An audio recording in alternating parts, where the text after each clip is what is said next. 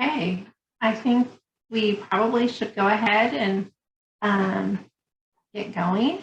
And so we are going to start with a short word from the BART Board of Directors. Sure. Director Salzman, do you want to go first? Sure. Good evening, everyone. I want to thank you all for being here this evening. My name's Rebecca Saltzman. I'm one of the two directors who represent El Cerrito Plaza Station. And El Cerrito Plaza is my home station. I live just down the street in El Cerrito. So I'm really excited about this project. We're still in very early stages of planning, and you'll hear a lot more about that this evening. We know there's still a lot to work out. Probably at the top of that list is access and parking issues, as well as figuring out with our city partners, whether we can have a new library there. We're really glad that we're going to be able to bring much needed housing to El Cerrito and make this a really vibrant area that the whole city can benefit from. So we look forward to hearing from you tonight and moving forward. And now I will turn it over to my fellow director, Latifah Simon. Well, thank you, Director Salzman. And as you can see, I don't have video capability tonight, so my apologies. But like Director Salzman, I'm so excited to be with you all tonight.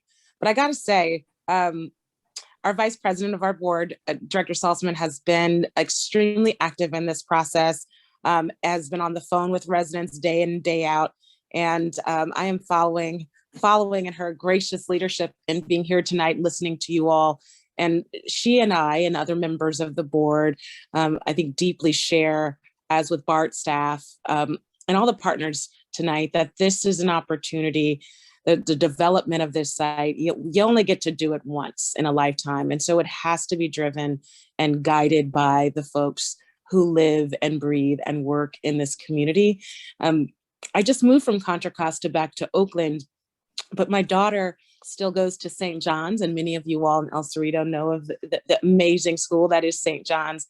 And it is a beautiful community, and I'm very, very tied to the parents, the children, the elders who surround both that parish and that community. And so I'm on BART every single day as a transit dependent person with a kid. And I definitely, being on the board and in the future when I'm not on the board, want to be able to say that we did everything that we could to make community voice the center of this project. And so very, very interested in hearing what folks have to say, and also very interested in the presentation tonight.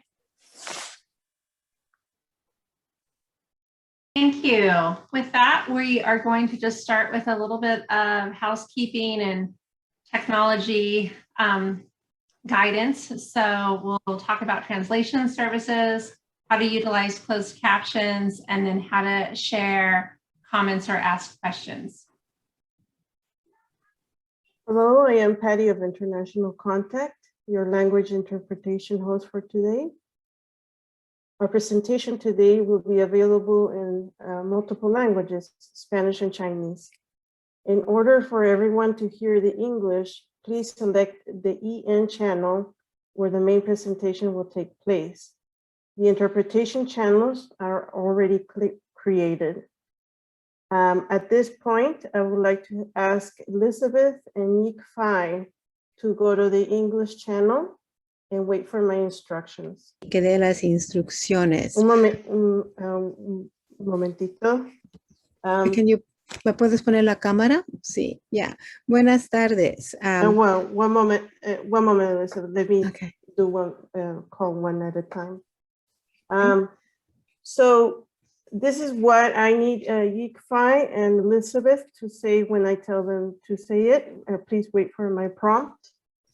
The interpretation channels are created. To go there, select the world icon on your taskbar. This is at the bottom of your screen, and you click your language. If you are using a smartphone, you will find it on the 3 dots on the corner of your screen. That is also the place where you will find the EN channel. There you can find the different language channels. Please select the one that you need. Okay, Elizabeth, you can go ahead and say that. Okay. Buenas tardes, vamos a estar usando la función de interpretación en Zoom después que se termine el anuncio. Si está usando una computadora o un portátil, escoge el icono del mundo de interpretación. Ahí puede elegir el canal del idioma. Si está usando una tableta o teléfono, localiza el menú de 3 puntos al fondo del derecho de la pantalla y ahí puede seleccionar la idioma. Si quiere español, ahí puede escoger español y aceptar. Okay, Yik Fai, if you could say that in Chinese. 歡迎各位今日出席BART 關於 Cerrito 廣場嘅重建工程嘅社區會議。今日我哋係要提供廣東話口語服務嘅。如果你想接受廣東話口語服務，請喺網頁你個視頻嘅下邊一個地球儀嗰度咧，單擊下進入去選擇翻譯服務。你可以選擇CN， 即係中文，即係又會有廣東話嘅翻譯㗎啦。如果你想同時唔好聽到英文嘅咧，請你喺下邊嗰度咧寫將靜音原有嘅聲音靜音，咁咧就只會聽到廣東話嘅聲音。咁如果你用手機嘅咧，你將會喺你個手機嘅熒幕下方或者上方有3點嘅，喺嗰度亦都可以選擇到你嘅口譯服務嘅選擇。好，多謝各位。Great, thank you. Now, Elizabeth and Yik Fai, you can go to your interpretation channel. We ask our panelists not to speak too fast so that the interpreters can keep up with you. And one last thing, please stay muted if you're not speaking so everyone can have the best Zoom experience. Thank you very much. And I turn it over to you, Lynette. Thank you very much. Well, welcome everybody. We really appreciate everybody being here right now. We had one question so far that asked how many participants are in the meeting, and it looks like we have around 120. So going to just go through a couple details here. There is the ability to take live transcription or see live transcription. And to do that, you go to the bottom of your screen and there's a CC live transcript and you click that. And then, and if you don't see it, you might need to resize your window to be wider. And then you click show subtitle and view full transcript to see the transcripts in real time as a sidebar. We also have a technical assistance phone number. If anybody is having challenges, you may call Brandon at 510-956-3721. That is just for technical assistance. It's not for anything substantive about the meeting. He is just our tech person. So please only call him if you're having a tech issue.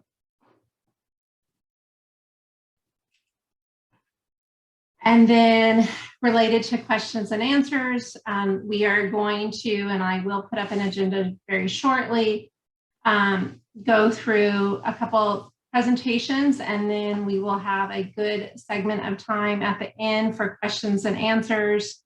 And during that time, you can raise your hand and we'll go over this again at that point in time. And we will take verbal questions. We will also take written questions using the Q&A feature. And if you're calling in from a phone, you use *9 to raise your hand and *6 to unmute. And if you raise your hand, we will call on you utilizing that. So with that, I think I'm going to go ahead and get going and just introduce myself. I'm Lynette Diaz with Urban Planning Partners, and I am the moderator for tonight's meeting. We'll introduce everybody else in just a minute, but just so you know who's talking right now. And really tonight we're here. It's really intended to be an informational meeting. As Director Salzman mentioned, we're early in the process. There's still a lot of work to be done. And so, but we wanted to take this chance to meet all of you, albeit virtually. and for you to meet the development team as well as the city and BART's team. And then give you some background and context on the project planning process. And so we'll first learn more about the transit-oriented development, which is the TOD acronym, planning and prior outreach associated with this station, and then about station access, and how do you get to the station via PED, bike, car, transit. So we'll hear a little bit about what BART is working on related to that. And then the development team will take some time to share their early vision for the site. And then we'll move into comments, questions and answers. We may not be able to answer everybody's questions tonight because we do want to make sure everybody has an opportunity to share their thoughts and comments. But we will try to answer some of the questions as we go through the evening. So one thing we really like to do is for each meeting we have or activity, what is the outcome of tonight? What do we, at the end of the night, what hopefully you will feel and our team will feel that it's been a success. And so we've identified those as we've met you guys, albeit virtually. We've all listened and learned from each other. We've taken away some new knowledge and perspective potentially and understanding.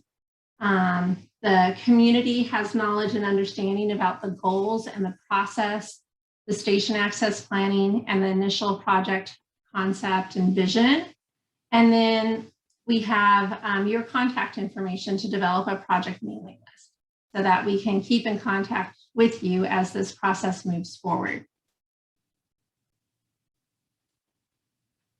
So who's involved? There's a lot of folks involved. There's all of you, the community, interested individuals, groups, other agencies, but on the side of moving the project forward, there is taking the lead in that, I should say, is BART, the City of El Cerrito, the development team, and the design team. And tonight you will have an opportunity to meet the design team.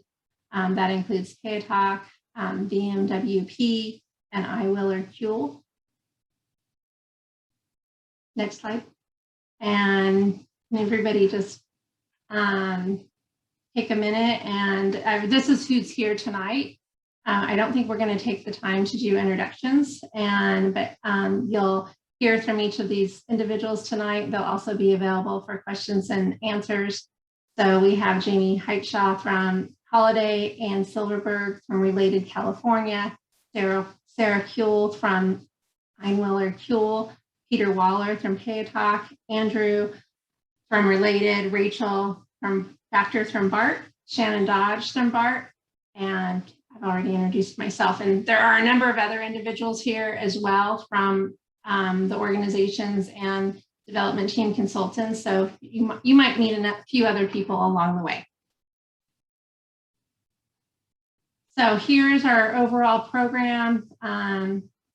So you can see we have a pretty good set of time for questions and answers. Our presentation will go till about 10 to 7, and then we'll have questions and answers until 7:30.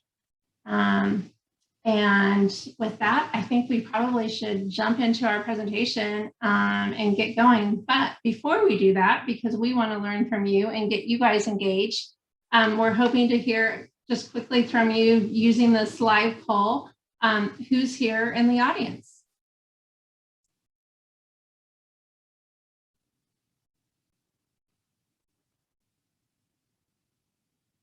We'll give everybody a few minutes to fill that in, and you can see that. And we'll have a couple of these throughout the presentation, and then we'll also have an exit poll at the end when you leave the meeting.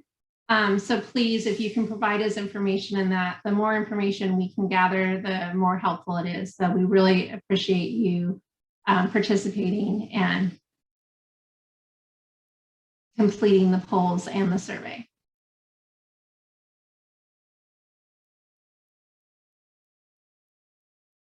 And I hope everybody can see this.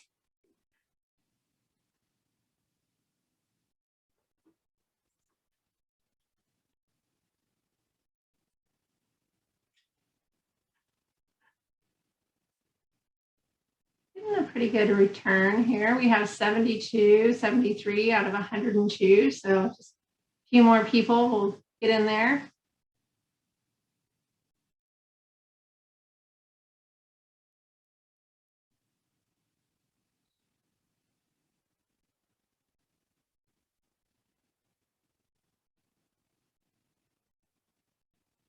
Okay, well, it looks like it's slowing down. We have 75% of the audience. If the last 25%, only like 20 more, 25 more of you can join in, that would be great.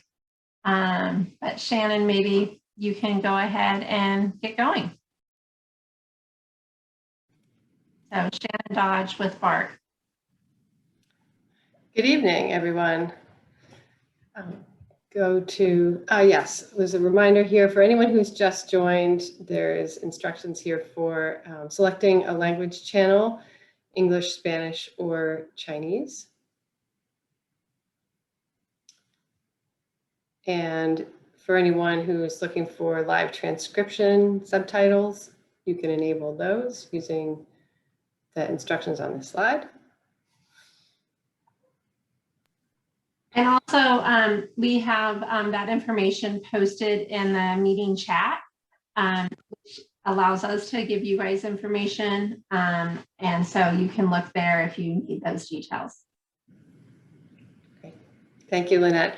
So my name is Shannon Dodge, and I'm a Principal Property Development Officer at BART, and I work in the Transit-Oriented Development Group. And I'm here tonight because I'm the lead on Transit-Oriented Development for BART at El Cerrito Plaza Station. Next slide, please. So what is transit-oriented development?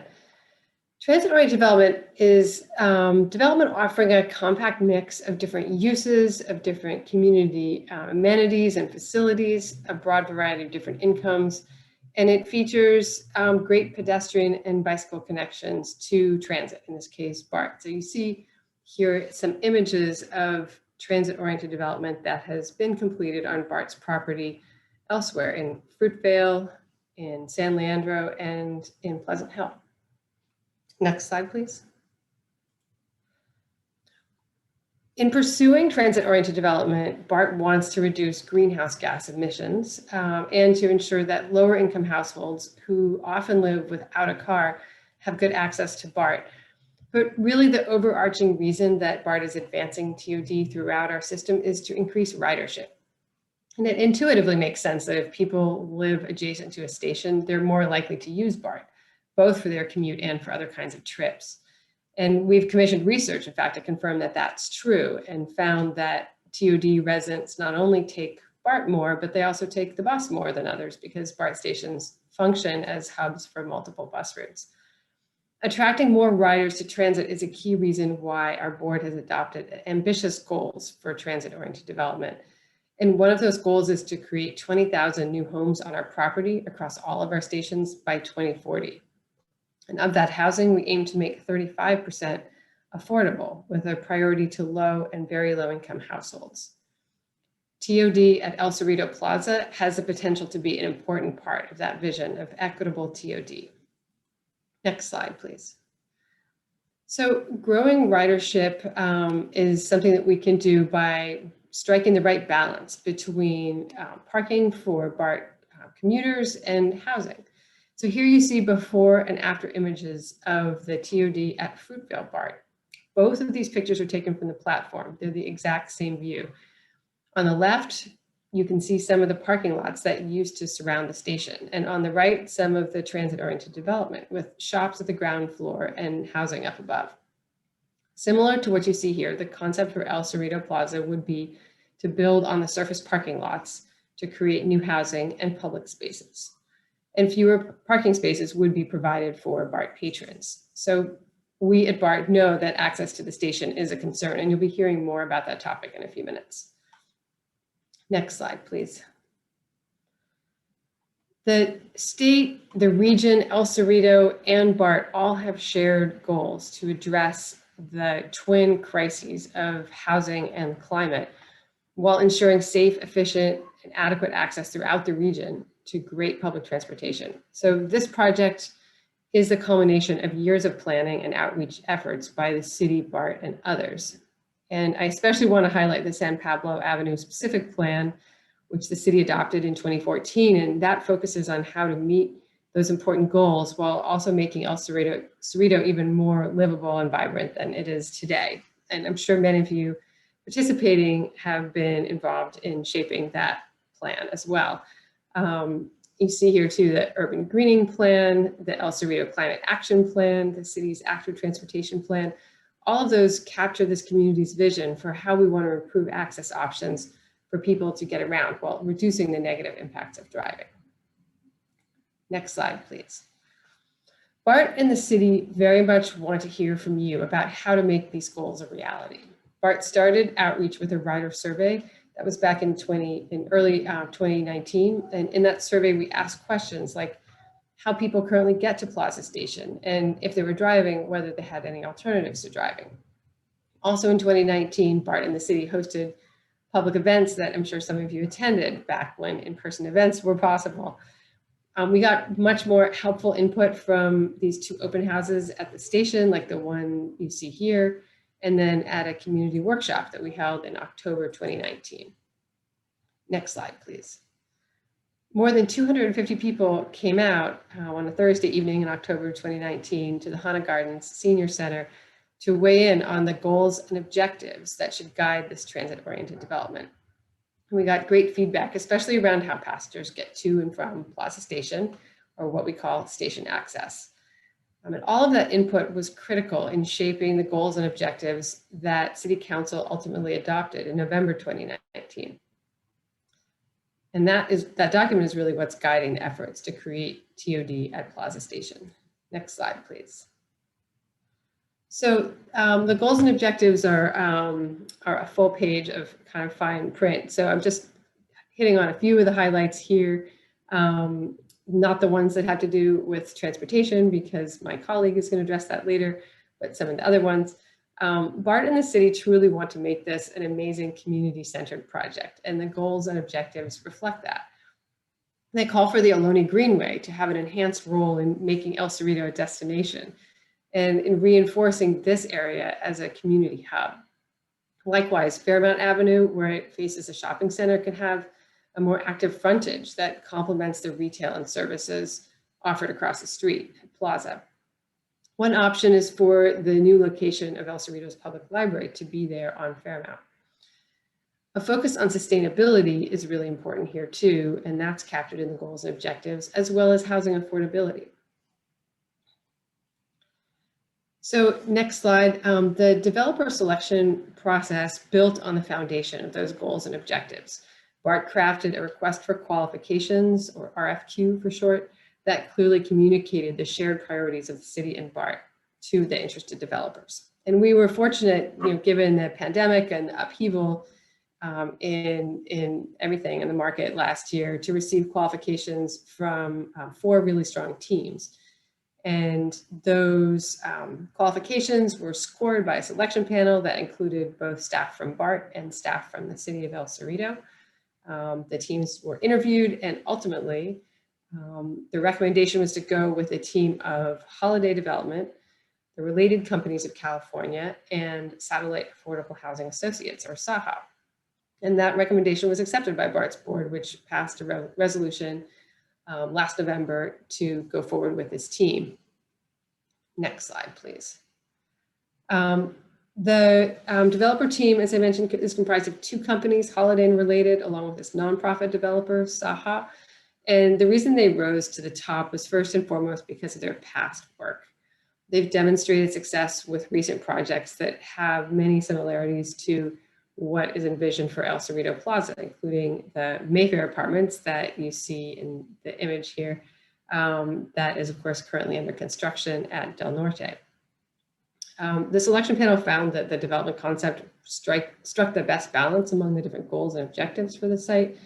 And it showed a mix of different housing types, including market rate housing, traditional affordable housing that serves households with incomes up to 80% of area median income, and also housing that serves the missing middle income bracket. It's what we call folks whose incomes are between 80 and 120% of area median income.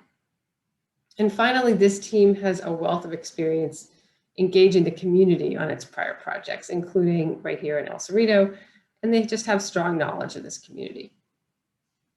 So that concludes my presentation, but you will be hearing more from BART. In a few minutes, you'll hear from my colleague, Rachel Factor. But first, I'd like to hand it back to Lynette. Great. Thank you so much. And so we want to learn a little bit more from you all. So we have another live poll. If you can go ahead and participate in this, this would be great. How do you get to the station? Ride your bike, walk there, drive, public transit, motorcycle. Oh, this is great. You guys are doing so great at joining us and helping us understand.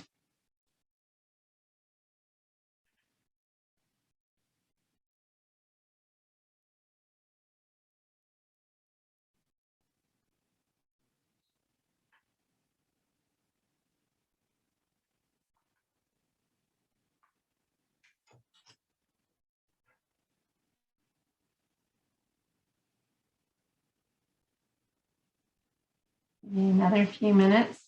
Wow. I guess, well, over the last year, maybe nobody, and I think we should say typically, not just like within the last, year during the pandemic. Do you get this? So I'm surprised not to see that anybody uses Uber or Lyft or similar app. Scoop, anybody use that?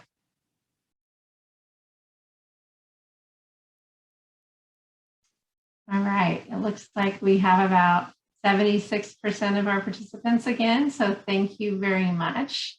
And with that, we are going to learn about station access and what BART is studying and working on relative to that. And Rachel Factor is here tonight to share that with us. All right, good evening, everyone. I'm Rachel Factor. I'm a principal planner at BART, and I'm the station planner for the El Cerrito stations. Oh, can you please advance the next slide? Oh, sorry. So just to remind everyone that there's still closed captioning available, and the instructions are on the screen. And just before that, if you needed to, if you joined late, please join the English speaking channel, Spanish or Chinese, and you'll see those down in the lower portion of your screen. And if I'm going to post a phone number in case anybody is having technical difficulties.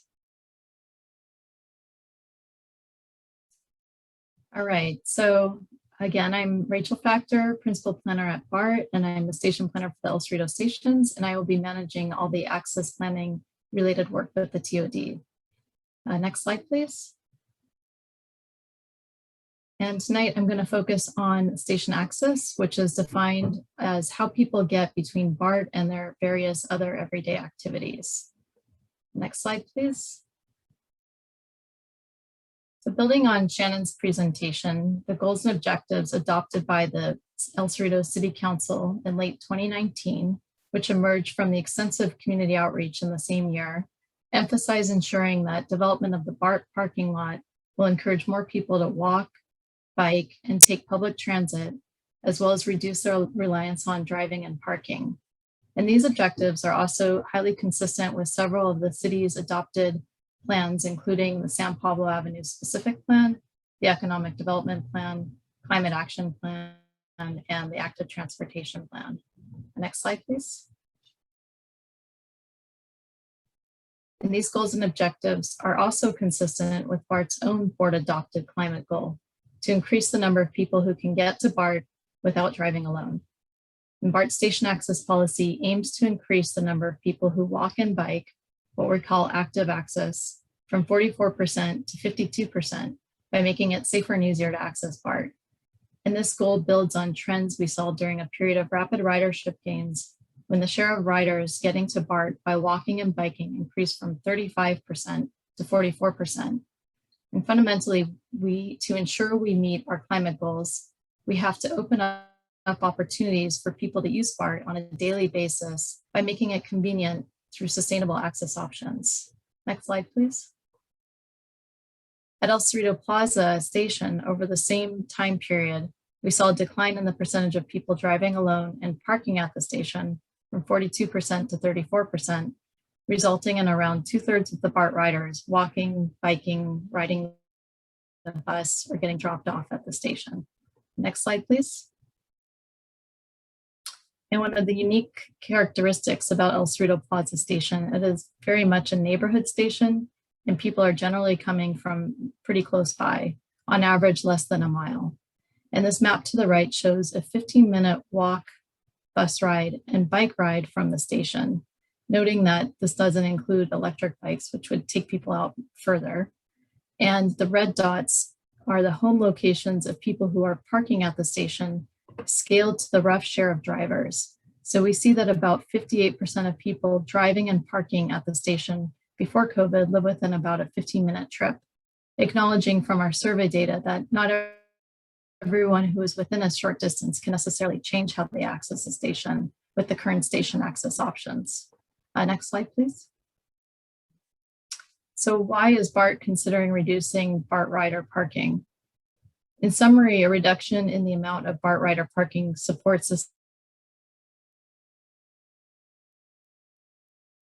development for a range of reasons. As Shannon mentioned, near transit is key to reducing our region's greenhouse gas emissions because people living near transit are 2 to 3 times more likely to walk, bike, and take transit. And the changes in the patterns we have observed over the last. Yes? You're hanging up a little bit, so maybe turn your video off. Okay. I hope that's better. Yeah, it wasn't bad, but just to keep it Okay. clear. Okay. So the changes that we've seen over the last decade suggest that people are also able to find other ways to get to the station. And this is supported by the previous slide showing that the options may be available to people who drive if we can find the right strategies to encourage different ways of getting to BART. And as we think about the potential impacts on the future development and on achieving the goals Shannon described, there are real physical and financial trade-offs to building a large parking garage on site. It will reduce the number of homes that we can achieve and require larger scale buildings on the site, which affects the community-centered feel that we are trying to achieve. Moreover, the cost of a BART parking garage is $60,000 to $80,000 per space for construction alone. And that's not including the maintenance or operations costs. And this is a subsidy that could support other community amenities, such as an enhanced Ohlone Greenway, potentially safer crossings at San Pablo, or more affordable housing. So we need to weigh our priorities for this limited subsidy that could support the development. Next slide, please. One key question emerged from the many conversations and surveys we completed in 2019, however. While this is a station with a really great walkable street network and a declining share of people parking at the station, there are real constraints to getting to BART. Namely, this is a city on the hill, and this is a city with many families needing to drop off kids at daycare or school, and there's an aging population. So the number one question we hear is, if we reduce BART rider parking, how are we going to get people to and from the station? Next slide, please. When we completed our outreach in 2019, we developed an initial menu of different strategies that might work to get people in El Cerrito, Albany, Richmond, and Kensington to the station. But now we have to do more analysis of the realities of implementing these options. And we have to do it quickly so that we can have a plan for improving access before the development is built. Next slide, please. There are also a host of other ways we might be able to better use the parking we do have, and we'll create this within the development. Some possible strategies include better managing parking on BART property through increased carpool and potentially using market-based pricing, sharing parking spaces with the development parking, and looking at opportunities for parking at other stations such as El Cerrito del Norte. We'll also explore offsite opportunities, such as concepts for how the city could better manage on-street parking by charging BART riders to park. And we will also look at options for shared parking with interested property owners, such as churches or banks, who are willing to share their spaces during times when parking is not used. Of course, many of these improvements and strategies we are going to be looking at are not in places that BART controls. A lot of improvements may be needed to city streets. There may be changes to AC transit service. Crossings at San Pablo may need adjusting, and funding for all of this may come from federal, state, regional, and county agencies. In particular, the city is going to be a really critical partner in developing and implementing successful solutions. Next slide, please. And as we continue with access planning efforts, we'll need to explore multiple solutions to enable safe and secure options for people of all ages, all abilities, and all income levels. And these solutions should benefit the majority of BART riders, as well as provide flexibility at a time of shifting trends in mobility post-pandemic, which has highlighted the need for deeper focus on equity. We'll also need to consider the development timeline, and that with each passing year presents technological advancements that offer alternatives to needing to drive in park, such as shared e-bikes, electric mopeds, and potentially autonomous shared vehicles, to name a few. Next slide, please. And most of these strategies we need to explore go well beyond the footprint of our development, but are so critical to access. And we were able to secure federal and state grant funding to explore different access options moving forward, focused especially on the needs of riders who have historically driven and parked at the station. We are currently in conversation with the city of Berkeley about similar development at North Berkeley and Ashby stations. So we'll be looking for opportunities to make larger scale improvements to our transportation network that reduce auto reliance overall in this part of the Bay Area. And we're calling this plan the Berkeley-El Cerrito Corridor Access Plan. And with this corridor plan, we'll be looking at both new and innovative access strategies, as well as looking at how to make the most of our existing infrastructure, transit and bike, as well as parking infrastructure along the corridor. Next slide, please. And BART's development team for El Cerrito Plaza is also going to sponsor an access plan looking more specifically at the immediate station area needs, as they will be ultimately designing their development in a way that accommodates the long-term needs of BART riders who are driving, taking a bus, getting dropped off, or walking and biking to the station. And this will be zoomed into the BART property and immediate surrounding areas. Next slide, please. And this graphic shows the steps for these processes at a very high level. We're building on the community input we received throughout 2019. And tonight we're reviewing that work with you and hearing your questions and concerns. Then our consultant team will be gathering this data and analysis to help us look at the viability of different strategies and how we can define the amount of BART rider parking at the site. We'll be setting some high-level parameters, including a menu of access strategies and a minimum and maximum amount of parking replacement this fall. And once we have those parameters at hand, Holiday and Related will be able to begin their detailed design, site design work, and that's indicated in the orange arrow. As we get more refined in their ideas for the development this winter and moving into the summer, we'll be refining our access strategies and developing funding plans. So this will be a process where we start at a high level and gradually, iteratively move with the developer team into the final site design, which will ultimately be submitted to the city for their review as any development would be. Next slide, please. So there's a lot going on with station access planning, and there's a lot of information. We have that up at our site, and I'm going to just read it off here for those who are on the phone. So it's www.bart.gov/BECCAP, and that's for the Berkeley-El Cerrito Corridor Access Plan. And you can also sign up for emails and stay up to date on upcoming meetings and other events, as well as send comments and questions in a comment form. And that's that same beginning. So www.bart.gov/BECCAP/comment. And then we'll be having many opportunities to participate and provide your comments and feedback over the next several months. with the first event being a virtual open house with combined office hours, likely at the end of June timeframe. And with that, I'm going to hand it over to the development team. Thank you.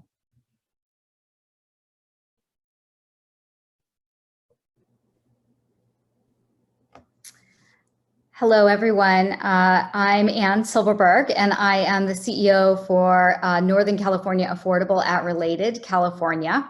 And I want to start by saying thank you to all of you for joining us this evening. I know it's a lot to spend your evening glued to Zoom because we're all spending so much time with Zoom, but we really, really do appreciate your participation, and we can't wait to hear your comments and your questions coming up after the presentation. Next slide, please. I want to talk, just a reminder of everything that we've heard earlier about selecting your English channel and the ability to select live transcript if that's your preference. Next slide. And also there's tech assistance available. All right, so I want to begin by saying that we are incredibly excited as a development team and a design team to have been selected by BART through this competitive process for this development opportunity.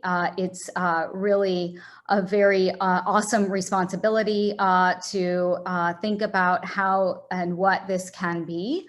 We are at the very earliest stages, just vision and concept. And as you just heard from Rachel, there's a lot of work on access and other specifics of how BART station is working before we can even really truly dive into the planning process for the vertical development. But nonetheless, we're here to share a little bit about ourselves and our ideas, and then of course hear from all of you. One thing that I will say about this development is that it is an incredible opportunity to provide really needed housing in the Bay Area in this transit location with a range of affordabilities for folks. That is something that we need here in El Cerrito and in the Bay Area in general. It is also a great opportunity to create a sense of place, to create connections to various parts of El Cerrito with the Ohlone Greenway, the El Cerrito Plaza, central city area of El Cerrito. So we see this as a tremendous opportunity. Next slide, please. Knowing what this was, we really wanted to put together the strongest team to help us envision what this could be, plan it, and ultimately execute. So we have a very robust design and development team. On the development team side, you've heard from a few folks already. We have the Holiday Development Group, and you'll hear from Jamie in a few minutes about Holiday. And then on the affordable side, it's a team of Related and SAHA, Satellite Affordable Housing Associates. So the three development organizations will work together in the planning and the development efforts here. Combined with our development team, we have really experienced and very, very capable designers, a combination of Piatalk, as well as Van Meter, Williams, and Pollock, and then EK on landscape. These three firms together have a tremendous amount of experience with large master plan developments like this, located near transit, also at BART stations, a lot of experience with this, and will bring all of their experience to this project as well as their creative ideas. In addition, you've met Lynette. We have UPP as part of our process for outreaching to the community, to all of you. And for local hiring, we have Monica Wilson as well. Next slide. I'm going to talk just for a moment about the combination of Related and SAHA. We are the team focusing on the affordable developments here. So by affordable, we mean up to 60 or 80% of the area median income. Related and SAHA have both a lot of experience developing affordable housing, not just in the Bay Area, but throughout the state of California. A lot of development just like this. Often our developments are mistaken for market rate developments. Quality is incredibly important as part of our planning process, as well as the execution and the long-term ownership and maintenance. Between us, SAHA and Related, we've developed over 20,000 homes, and we're excited to dig in here at El Cerrito Plaza as well. Now I'm going to turn it over to Jamie Haichu, who will talk a little bit more about Holiday and our vision for this site. Thank you, Anne, and good evening to everyone. Thank you so much for joining us this evening. Holiday Development is a housing development organization with a 30-year history rooted in developing housing across income levels. We are incredibly excited to have an opportunity to work on the development at the El Cerrito Plaza station. As many of you know, we are currently under construction on a project at the Del Norte station. We've so enjoyed working in the city of El Cerrito, working on mixed income communities in the city, and we look forward to hearing from you all as we start to move into the development process for the Del Norte station project. Throughout our 30-year history, we have a strong track record of creating mixed income communities, and this includes communities in San Francisco and Oakland and Walnut Creek, and as you know, here in El Cerrito as well. We're really excited about the Mayfair development, which was developed with an affordable housing partner at Bridge Housing. And we look to build off of that model as we move forward this mixed income community at the Del Norte station. I think one of the great assets of the team of Holiday and Related is that while Holiday is focused on the market rate components of this development and Related is focused on the affordable, we know each other's business quite well. And I think this is a critical part of us being able to conceptualize a project that will respond to the existing community's needs and also open up opportunities for future residents with a focus on project feasibility and sustainability. Next slide, please. One of the critical parts of our team is Factory OS. Holiday and our partner created Factory OS to tackle the high cost of housing production with the goal of reducing obstacles to housing production and creating affordable housing. Over the last several years, the cost of construction of housing in the Bay Area has exploded to unforeseen levels. And that had the impacts of either preventing projects from going forward or driving the cost of that to the residents beyond what was attainable. We've had success thus far, proven success in bringing down both the cost of construction and the time of delivering housing. And that partnership with Factory OS will enable us to target populations across the income spectrum and accelerate the plaza's build out. A critical part of Factory OS's model is workforce development, and Factory OS is a proud partner with the Northern California Carpenters Union. All laborers at Factory OS are part of the Carpenters Union. That said, Factory OS work will only be a portion of the construction that takes part of plaza build out. We will partner with our contractors and our local subcontractors and working with BART on our local hire goals, and bringing together that combination of offsite construction and local hire allow us to bring forward these projects more efficiently while meeting our workforce development goals. And finally, sustainability is one of the critical pillars of Factory OS. We have active research work in partnership with HUD and the state and the Department of Energy, and we're able to take that research and apply it in real time to the projects that we're moving forward.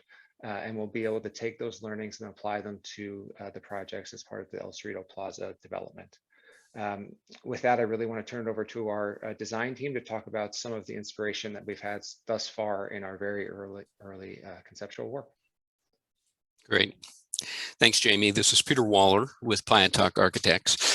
Delighted to be here representing our design team, which includes Van Meter and Einweiler Kiel.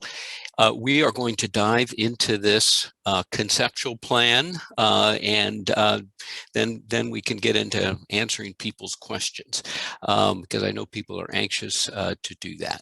So let's go to the next slide. You know, we have been very impressed with the level of support in this community for the project, but we also know there are a lot of outstanding questions to wrestle with. We see those coming up in the chat right now.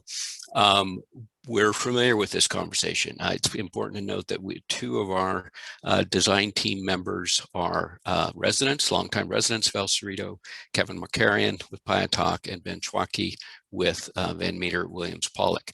So we know this conversation. We're glad to be here and taking it to the next stage. Next slide. Rachel walked through the access study background, which is critical to feeding into the next step, which is going to be our task, which is really the urban design or the site design, the placemaking around this transit station. And that'll cover open space, the greenway, the buildings, the sustainability, and the integration of all of those pieces.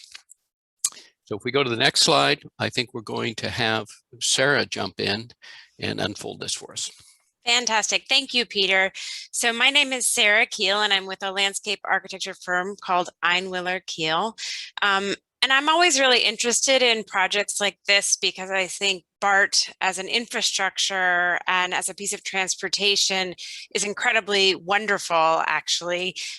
But when you think about developing a BART station, the focus really needs to be on the community and the geography around it and the people who live here now. And we're trying to bring those things together. Next slide. We're beginning our work by really zooming way out. I think landscape happens best when you're constantly zooming in and zooming out and thinking about, in many ways, the larger ecology, the larger landscape relationships. This station is between the bay and the hills. This station is right at the edge of the downtown. This station has a number of historic creeks that cross underneath it, and it's on the Ohlone Greenway. So there's a lot that's going on here that even though we're working within our parcel boundaries for the project, we're really thinking at larger scales as well. Next slide. When we've been out to the site and started walking around and feeling what kind of place is this, what feels important, what feels really nice about being here, we've been impressed that the larger topography, the view to the hills that you see on the right, the view to the Albany Hill that you see on the left, are things that make this memorable. You know where you are when you see that, and that seemed like an important thing to consider as we went forward. Next slide. We also, particularly with COVID, but even before that, I think are learning how essential our trails and open spaces are to the health of our communities. And so the sense of openness underneath the existing BART tracks, the plantings that are very lush, there's a lot of native plants used, the sense of running into a neighbor that you might not know, but feeling like you're part of a larger group. Those are all pieces that happen here. Next slide. We also are really interested in what I would call a both and kind of thinking. So we hope to do awesome things for transportation and the Greenway, but we also think this is really important for retail. I think as we've all seen, retail's had a really hard year, and retail in general sometimes has a hard year. So thinking about what we can do to support and augment and come up next to things that are already happening here is a big part of our thinking as well. Next slide. The last thing that I wanted to put is in some ways, I think that the infrastructure of BART, and when you see this big piece of concrete as you cross underneath it, it tells you where you are in the city. It tells you that you're either, on one side of it or the other, and it becomes very memorable in our mental map of knowing where we are and our sense of identity of this place. Next slide. So our hope, and this is really a preliminary list that we hope to evolve in conversation with all of you, is to be really strategic with how we locate the buildings and really how we aggregate the open space to make it meaningful. And I believe that if we get it right, we can locate a kind of resiliency that will support transportation, which I suppose is obvious, but will also support retail, ecology, open space that has enough activation to be healthy, and community. Next slide. And the beginning of translating that kind of idea about what something could be in words into physical design, well, what does that really mean? Is sort of starting in this list. So we're thinking about how to consolidate open space so that we make the most of it and it's not all a bunch of little pieces. We're thinking about how to enhance flows from east to west. I was really impressed as we drew on this project. There's tons of north-south lines. You've got San Pablo, you've got the freeway, you've got the Ohlone Greenway and the BART tracks, but those east-west connections are really important and need to be thought about very deeply. I'm interested in how to get variety in this building scale and variety in the building style, how to connect to the neighborhoods in downtown. This is a great threshold moment, and it can either succeed or fail, and how we can be as sustainable as possible at every scale. Next slide. And with that, I'm going to hand it back to Peter. Sorry, Peter. And he's going to take over walking you around the site plan. Thanks. Thank you, Sarah. So just to bring it home here, let's see how some of these pieces, some of these principles come together on the site. And really, as Sarah has made clear, the starting point for us is really around open space. And I want to take a moment just to make sure folks looking on here are oriented. This is, Liberty Street is across the top, Fairmont on the left, Richmond here down at the bottom, just so folks know where they are, and the BART station there right in the middle.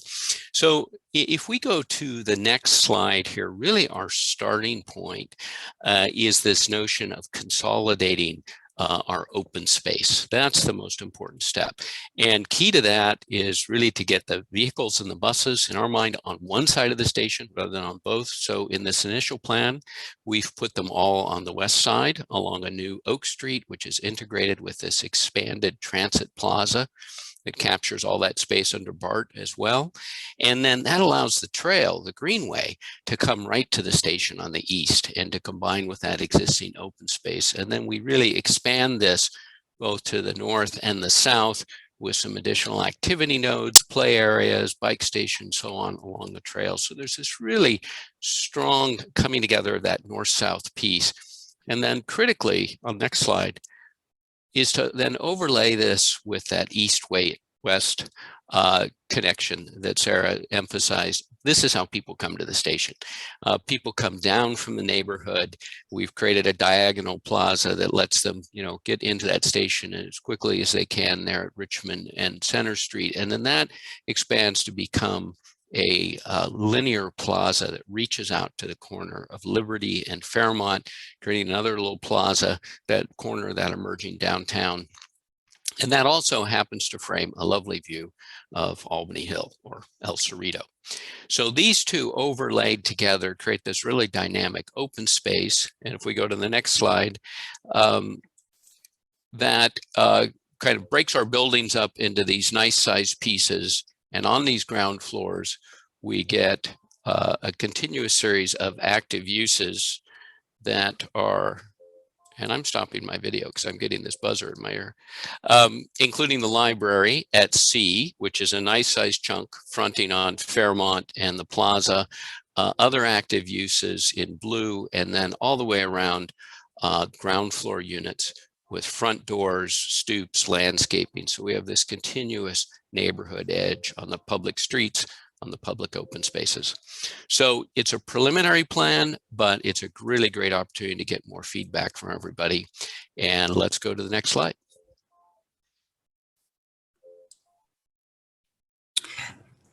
Thanks, Peter. So really throughout the remaining portion of the year and through 2022, the focus on our team will be obviously the station access study and then the refinement and development of the concept and plan that Sarah and Peter just reviewed. As mentioned, really a key component of progressing that development timeline is determining the replacement parking count and other access considerations, which the access study will really drive. Following this milestone, the development team will progress into further design development, which will lead eventually into an entitlement process. Next slide. So in summary, I just really want to emphasize our team's excitement to work with the city, community members of El Cerrito, BART, and other stakeholders to really ensure the station achieves the immense potential that it has. As been echoed by others tonight, this is, again, just really a starting point for us to work with the community and to help progress and refine this vision, this initial concept we've put together. We're really looking forward to hearing from you tonight, and thank you again. And I'll pass it back to Lynette to open it for Q&A. Great, thank you so much. And thank you all for your patience as we walk through all this information. I know it takes some patience, and people do want to ask questions and answers. And get answers and share their comments. But we also felt all this information was very important to help inform all of you and learn from it. So now it's our turn to listen to you all and answer to some of your questions. And just we'll take one quick minute to share the poll results. You can see here. And they'll also be posted on the project website as well. And so relative to questions, we currently have, and this has been a question, 116 attendees. And what I would like to do is ask everybody that has a question or a comment that they want to share that has not already been posted in their written comments. And we have got lots of written comments so far and questions. So thank you all very much. How many people have questions that they haven't written that they would like to ask? And we will intersperse the written ones as well. So you don't need to repeat those same questions. So if you can use the raise your hand signal just to give us a sense of that. We do want to, the meeting is formally scheduled to end at 7. And so we want to try to get as many, 7:30, sorry.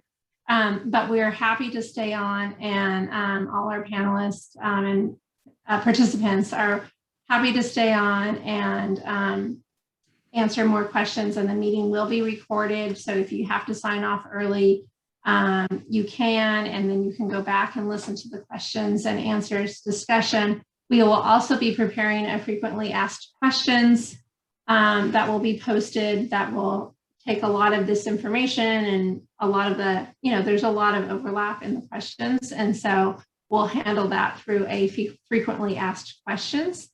And right now it looks like I have about 16 hands. And so I also wanted to address, this is not a formal city or BART meeting. It is a community meeting that's being hosted by the development team. And there were some technical questions about Brown Act and because it's a community workshop, it's not subject to that. So with that, I think we'll go ahead and start with some verbal questions. And during that time, if our panelists, key panelists can put their camera on, that would be great. And we'll start with some verbal ones, and then we'll intersperse some written ones as well. So I see a number of people. I'm going to start actually with the phone number. 51, it ends in 1471, and ask people to be really respectful of other people, kind in their comments. We absolutely want to hear what you think and what you want to know. So, but please do be respectful, and also on time too. We're not going to do a formal time limit, but with this number of people, if you can, be respectful of that, knowing other people want to talk, and we might have to move it along. And so please understand when we have to do that. Thank you. Okay, as the person on the phone, you should be able to talk now. Hello. Thank you for the opportunity to ask this question by phone. I'm concerned that 800 units is too much for this site. And hello, my husband is just taking his computer in the other room. We're both watching on our own devices. I'm sorry, could you hear me? also state your name for our information? Yes, my name is Betsy Basher. And I have two concerns. I'm an El Cerrito resident, and I am a retired teacher. And I'm concerned that you have too many units here for a few reasons. My first question is, are the developers still looking at any project designs that would include fewer housing units and perhaps have a lower height limit, such as 5 stories? Because a lot of remarks are made about how nothing has been determined yet, but every time I look at this, there are still close to 800 units. And the second thing is anyone talking to the West Contra Costa Unified School District about the effects of this project on schools? Because I happen to know that all of the elementary schools in El Cerrito are full. And if you had 800 new units and let's say 300 affordable units, affordable units are exempt from taxation permanently, I believe. And so you could have easily 300 or 400 new families. You might need a whole new elementary school. So is anyone paying attention to this issue? Thank you. Shannon, would somebody from BART want to go ahead and start with on the number of units? I was going to look to Abby for that, if she's available. Sure. Hi, I'm Abby Thornlime, and I'm the Transit-Oriented Development Group Manager at BART. The development is consistent with the San Pablo Avenue specific plan, which was adopted by the El Cerrito City Council. So that is what we're using as our guide. It's BART's goal to implement local plans. The number of units is not set yet. I think that there's a lot more work to be done. And this is the start of that work around design. It is definitely in BART's interest to make sure that as many people can live at BART as possible for the reasons that Shannon gave, however. I don't have an answer to the schools question, but definitely thank you for your comment. We'll take that back and look into it. Great. Thank you. Judy Stone.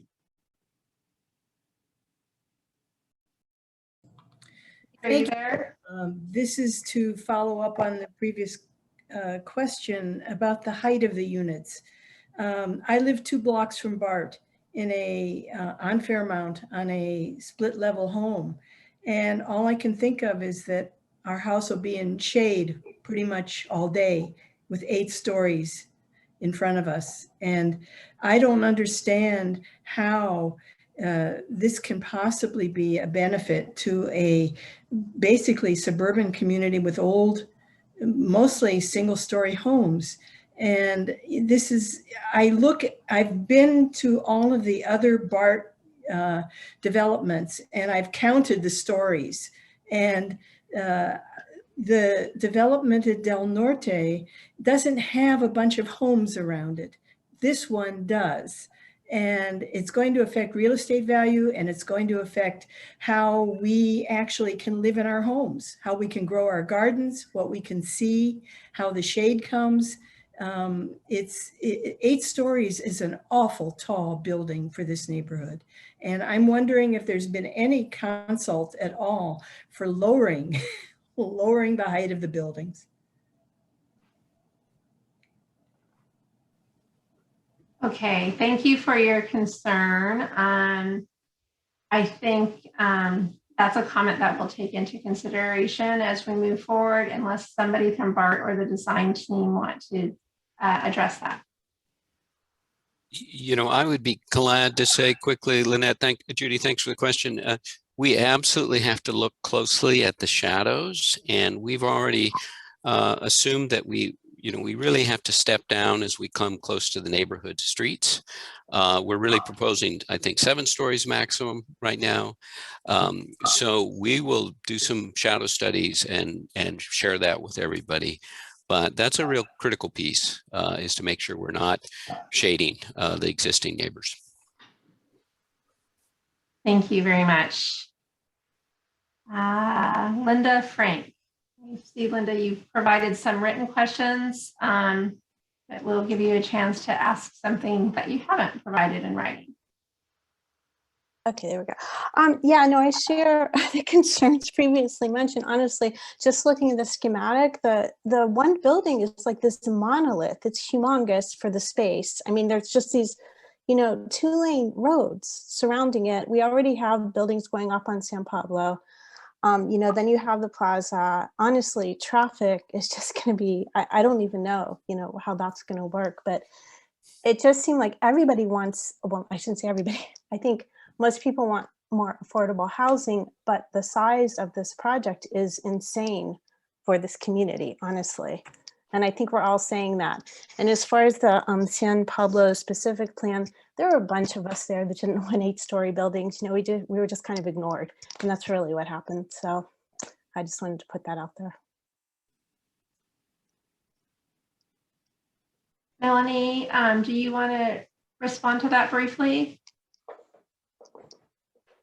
To which one? So earlier I had, so this is Melanie Mintz. I'm the city's community development director.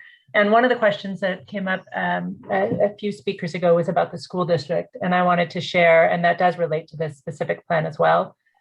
This project will be a part, would be considered under the San Pablo Avenue specific plan update. So many of you know, and you can go to our webpage to find out more or send me an email, but our webpage for the specific plan is www.el-cerrito.org/SPASP. But in terms of the school district, a couple of things, both affordable housing and market rate housing do pay the school district's developer impact fee that helps them with construction and planning for new students.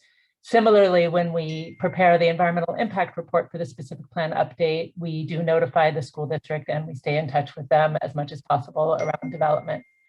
As far as some people, of course, being both for or against the specific plan, as I think the panelists talked about, much of what the specific plan contains is required by state law now to provide housing near transit. So again, feel free to contact me and we can discuss. We tried to create objective design standards that minimize the impact of these new developments as much as possible.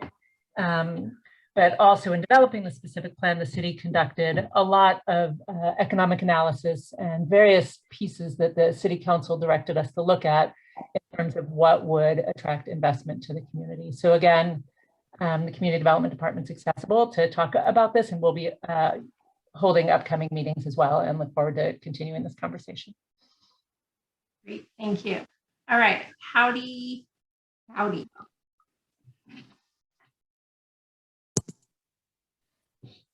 Hello, my name is Howdy Gowdy. I live in El Cerrito, just a couple of blocks north of the Plaza BART station. And I really appreciate the high fraction of affordable units in this project. And while I sympathize with immediate neighbors who, are going to feel a big change, I do feel this is an appropriate place to have, dense buildings. And the current surface parking lot is a really bad underutilization of valuable space. So my comment, sort of following on Melanie's discussion of the San Pablo Avenue specific plan update and the EIR process along with that this project will fall under. I'm sort of disappointed that process is proceeding with outdated GHG emissions targets that are really, were set back in 2010 with a 2020 sort of horizon. We're now well past 2020. Bay Area Air Quality Management District has been recommending that, projects look at the state's 2030 goals instead. And so I think, this project, while I really appreciate that the GHG emission associated with transit-oriented development is great, it's not sufficient. It's like the building is going to stand for many decades to come. It needs to provide really good low GHG emissions in its construction and its operation for decades to come. And so you should really be asking the city to implement, the highest standard for GHG emissions in the EIR process that you're going to fall under, or at least voluntarily do more than what the city's looking at, because it's really not sufficient to be using outdated criteria like what's being considered in the current update. So I also really think it's important that I don't mind that there's less parking, and I think there will probably be more reliance on street parking, but I don't want the street parking to take a precedence over the bike and pedestrian access abilities for sort of that last mile connection to get get people to the BART station by means other than cars. So we really need to have a very well thought out, bike and pedestrian feeder network to support this in a sensible way. And then I guess I feel like the project is a little bit separated from the station. It seems like there's an opportunity to do sort of a platform level connection over the bus thoroughfare, because basically all that traffic that you're trying to bring on foot through the central corridor to the station has to traverse this bus area that feels like it's going to kind of be a big division instead of, an inviting approach. But I really like the widening of the greenway on the other side and taking the traffic lane away there. I think it's very helpful to have a nice enhanced greenway along that side of the station for access. And then the last thing I would just say is that I hope that as the modular building has been evolving, they won't repeat the same mistake that was made at Mayfair of wrapping each module in single-use plastic and landfilling it at the construction site, which caused a huge amount of waste of like 10 acres of plastic for Mayfair. So if you utilize that at this site, please look for alternatives. I mean, a reusable trucking tarp would solve this problem, and we wouldn't be disposing of all this, very temporarily used plastic in a wasteful way. So thank you. Those are my comments. Thank you. Jamie, you want to address some of the Factory OS stuff there? Yes, thank you very much for that comment. We heard it also at the city council meeting we've been discussing internally, because that is, I think, a weak point in terms of our construction waste reduction, which is actually quite strong overall. The plastics main purpose is not just for transportation, but at times the modular units are complete quite a bit before they're set on site. So weather protection is obviously quite important, but we're constantly looking at ways to improve our construction waste management and diversion, and that's one that we're considering. And then Peter, maybe you can address the design questions, which those are kind of sprinkled throughout our written questions as well. Oh, you're on mute, Peter. Thanks for those questions. And there are a bunch of good ones there. The question of how to make a stronger connection between the station and the buildings, I think we really appreciate. We really have to work through with AC Transit in terms of how the buses come to that station. There are, I'll just say in general, all the sustainability issues, and you're focusing on the greenhouse gas that's embodied in the buildings and in the energy is super critical, and we just have to have a focused conversation on that. And of course, how to balance it with all the other things we need to do on this site, like the affordable housing and the open space, and so on and so forth. And it's so there's a really important process of setting our priorities. It will be deeply sustainable, but where do we really make the big investments? So it's a conversation.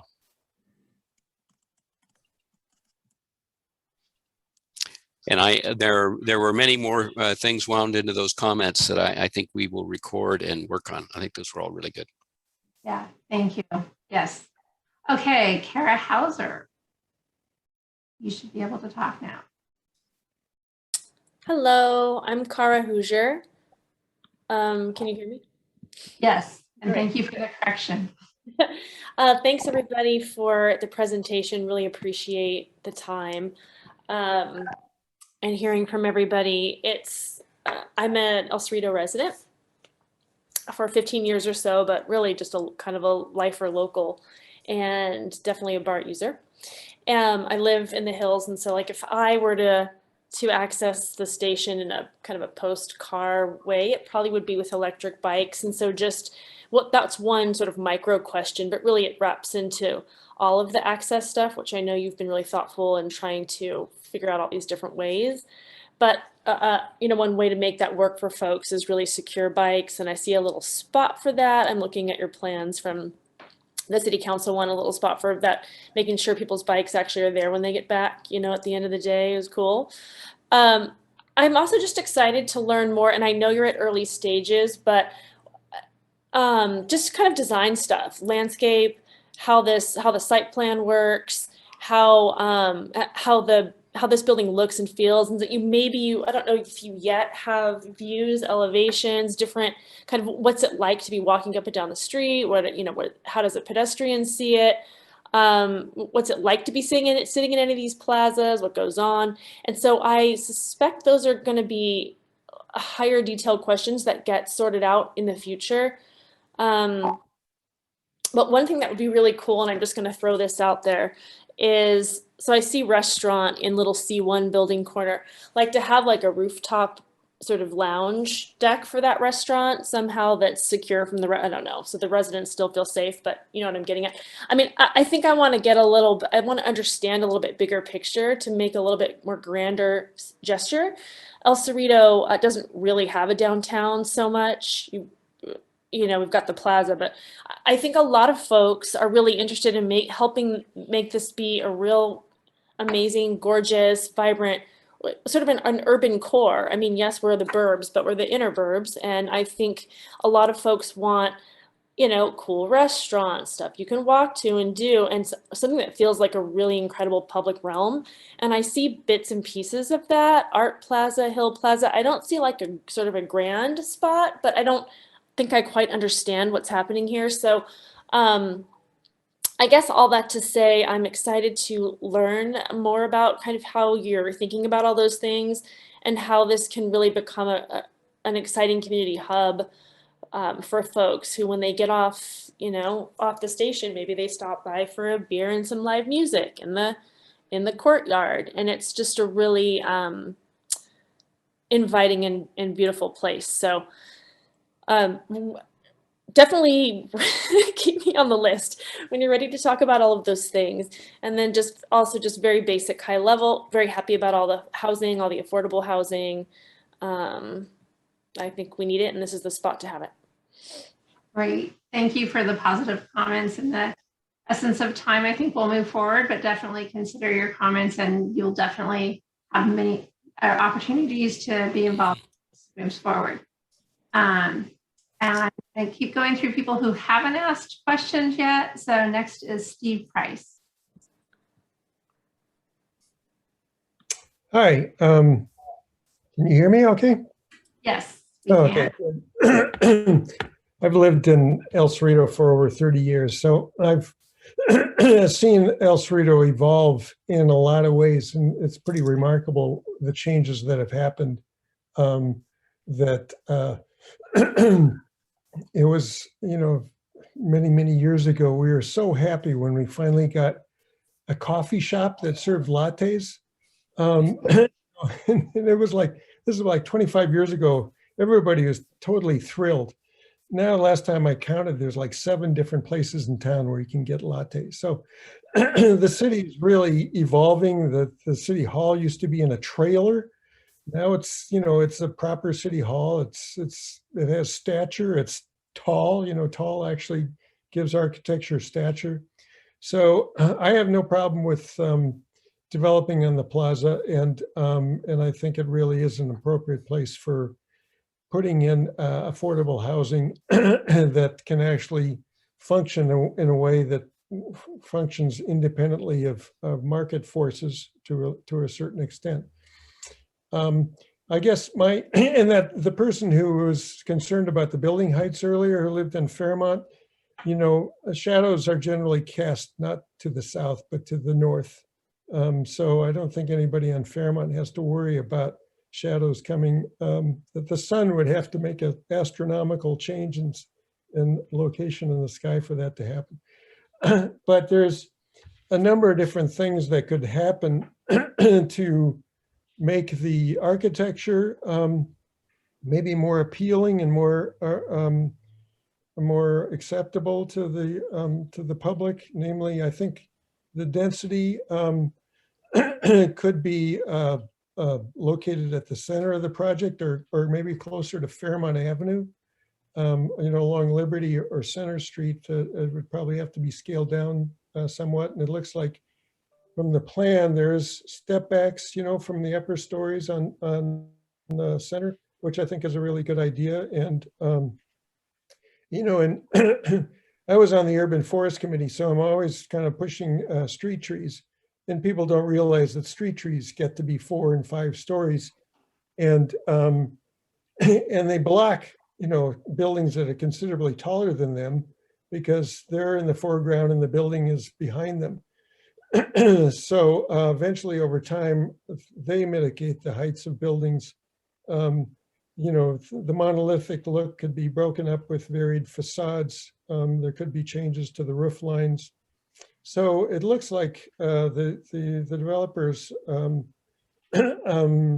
did actually talk about, and I think Peter mentioned that along Center, maybe Liberty, that there would be stoops to really kind of like make the environment more inviting and more inhabited looking for those folks that live across the street. And I'd love to hear more from the developers about their thinking on this topic.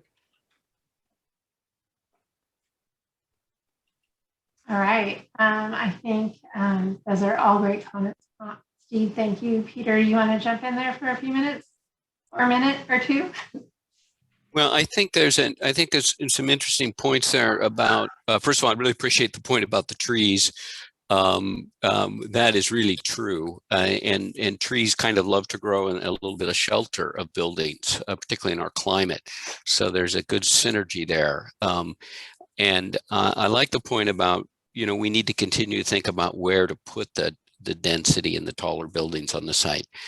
You are looking at our first iteration here.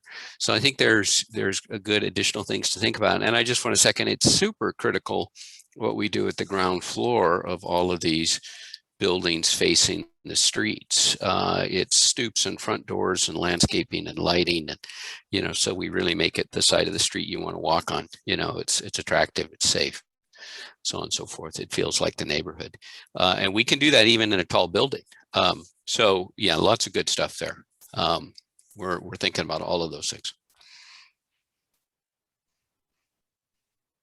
Let's switch over to one of the written questions here. I don't want people to feel like we're not going to answer the written questions. So there's a number of questions about residential parking and how BART and the city will ensure that residential on-street parking that residents currently rely on that live near the station, how that will not be impacted or how it will be impacted. Shannon or Rachel, you want to take the lead on that? Sounds like one for Rachel. Yes, hi. And I'm going to also ask Andy from our consultant team, who's focusing on the on-street parking and all the other access analysis that will be taking place over the next several months, to also jump in. So should I read the questions or just summarize some of the answers, Lynette? There's a lot of questions related to that. So I think just the spirit of time, I think we should just generally address that topic.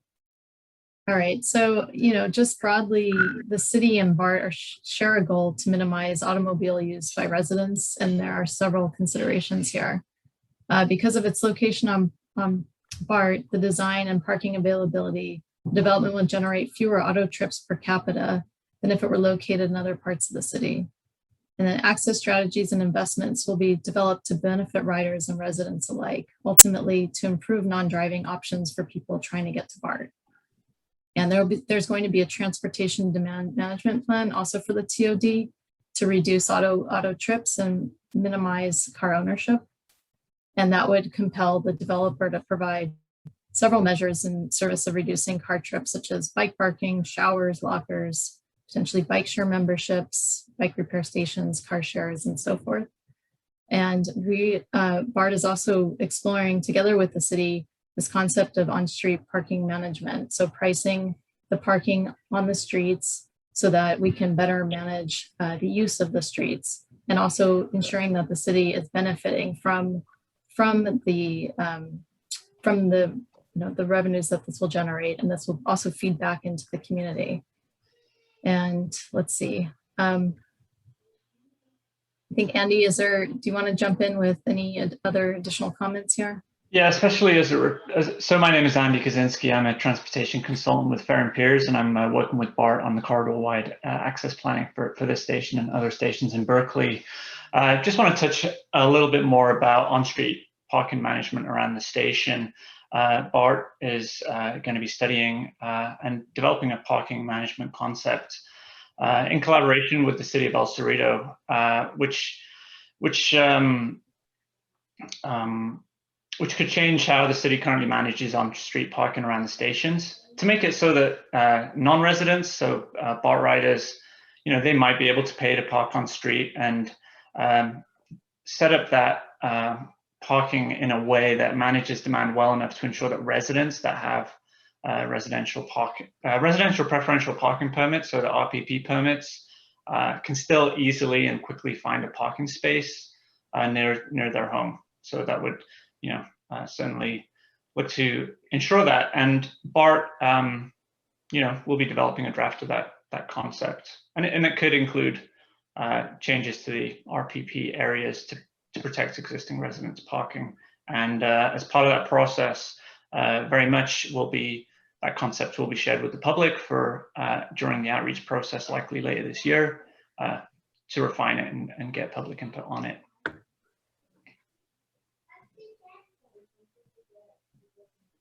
Great, thank you. Jamie, we've had a number of questions regarding construction jobs and labor. Would you like to address those? Yeah, absolutely.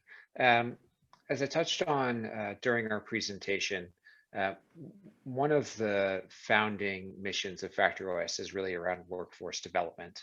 I think one of the causes of the increase in construction costs over the last 5 to 10 years has been an unfortunate decrease in the construction workforce coming out of the Great Recession. FactoryOS, through its partnership with the Carpenters Union, is really focused on bringing new people into the construction workforce, and they do that through training programs and through outreach through the union and through other workforce development organizations. One of the things that we're very proud of is traditionally for construction workers in the Bay Area are facing commutes of 1 to 2 hours to their job sites on a daily basis. We've already been able to see a pretty significant reduction in construction worker commute times as they're able to know that FactoryOS is where they're going to be coming to work every day, and can relocate their families if that's what they choose to do. But overall, we're seeing a reduction in commute times and a boost in the workforce. But as I said, that just makes up a portion of the construction work for a project. For instance, any concrete work that would happen on site or any site work would be done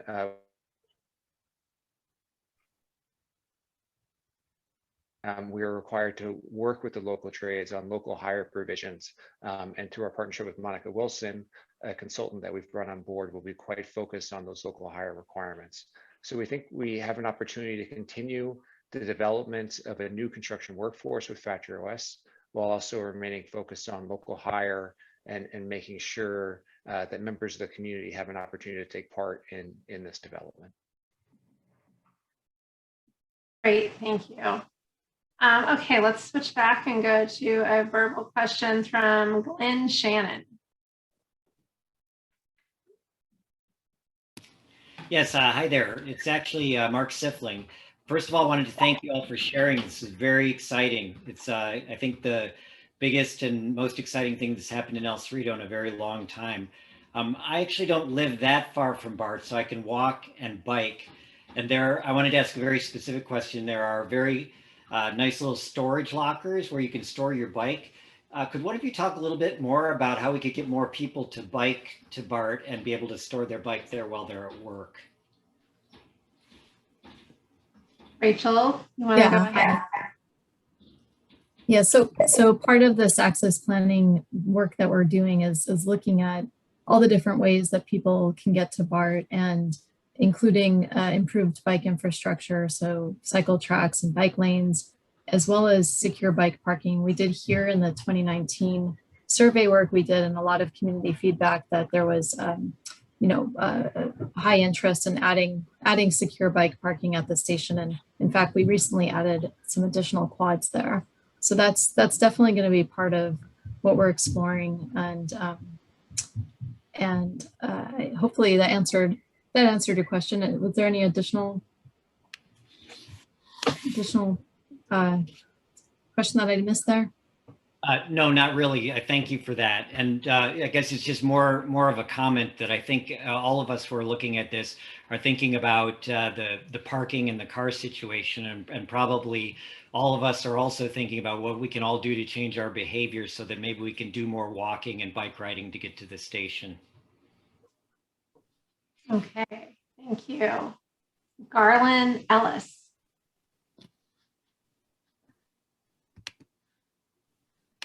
Hello, my name is Garland Ellis. I'm a resident of the Richmond Annex. I'm also the neighborhood president for the council, and I've lived in the area for 65 years. Great to see BART is breaking all the promises that they made to us when they proposed building all these stations and giving us parking. 2, the number of residents in Kensington, Albany, and Richmond far outnumber the ones in El Cerrito. They've paid substantially more taxes towards the BART stations than the city of El Cerrito has. So why is it that all the benefits of this development are going to the city of El Cerrito? Why is the city of El Cerrito going to get a new library, which I'm for libraries, but nothing is going to Kensington, Albany, or Richmond? Furthermore, you're going to decrease all the parking, BART parking, and now charge people to go to it, although you can tell them to go to Del Norte station. That station's already full. So that means that the people who live in the area don't really have an alternative except to pay more money. There is no real bus service in Kensington or Albany that goes directly to the BART station, and there's very little in Richmond. And everything that's been shown in the development only benefits El Cerrito. The San Pablo specific plan already declares that the level of service for traffic at San Pablo and Central is E and F, and that El Cerrito cannot do anything about it, will not do anything about it, because they know they can't. And so basically you're going to add 800 more people. Undoubtedly, some of those people are going to have vehicles, and guess where they all want to go through to get to the freeway? They want to go through Richmond. And there's constant developments in El Cerrito, but there's never any process to improve the development so that cars can go through Richmond and get to the freeway or go to any of the other places they wish to go to. The way this is being thought of, there needs to be a whole lot more outreach to the neighboring cities. Otherwise, this project is a big slap in the face to everybody in the area. Okay, thank you for those comments. Does anybody from BART want to speak to those?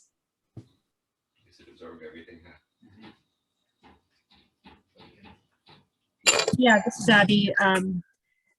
Thank you for your concerns. Obviously, we are definitely concerned about ensuring that we can provide access to BART to a wider geography of people who live in the broader area, including Kensington and the Richmond Annex and Albany. as Rachel talked about in her presentation, this station in particular really is a neighborhood serving station. As she said, the average driving distance is a little bit more than a mile. We definitely are, this is part of the reason that we are contemplating access on a corridor level. We hear you that prior to COVID, the parking lot at El Cerrito del Norte was full. It is an enormous parking lot with a parking garage. Our goal is to be able to provide multiple modes of access to BART as a whole across the entire corridor. It may take us years. We hope not, maybe 5 to 10 years to recover to the ridership state that we were at before COVID. And so, yes, we absolutely understand your concern. This is why we applied for and received this grant from the state to look at access, to make sure we can come up with alternatives that are really going to work, to make sure it's much safer to cross San Pablo Avenue on foot and by bike, to look at electric assist bikes and other modes to get people up the hill. We understand this is a community largely on a hill, and we're going to look at all of these options through our corridor plan.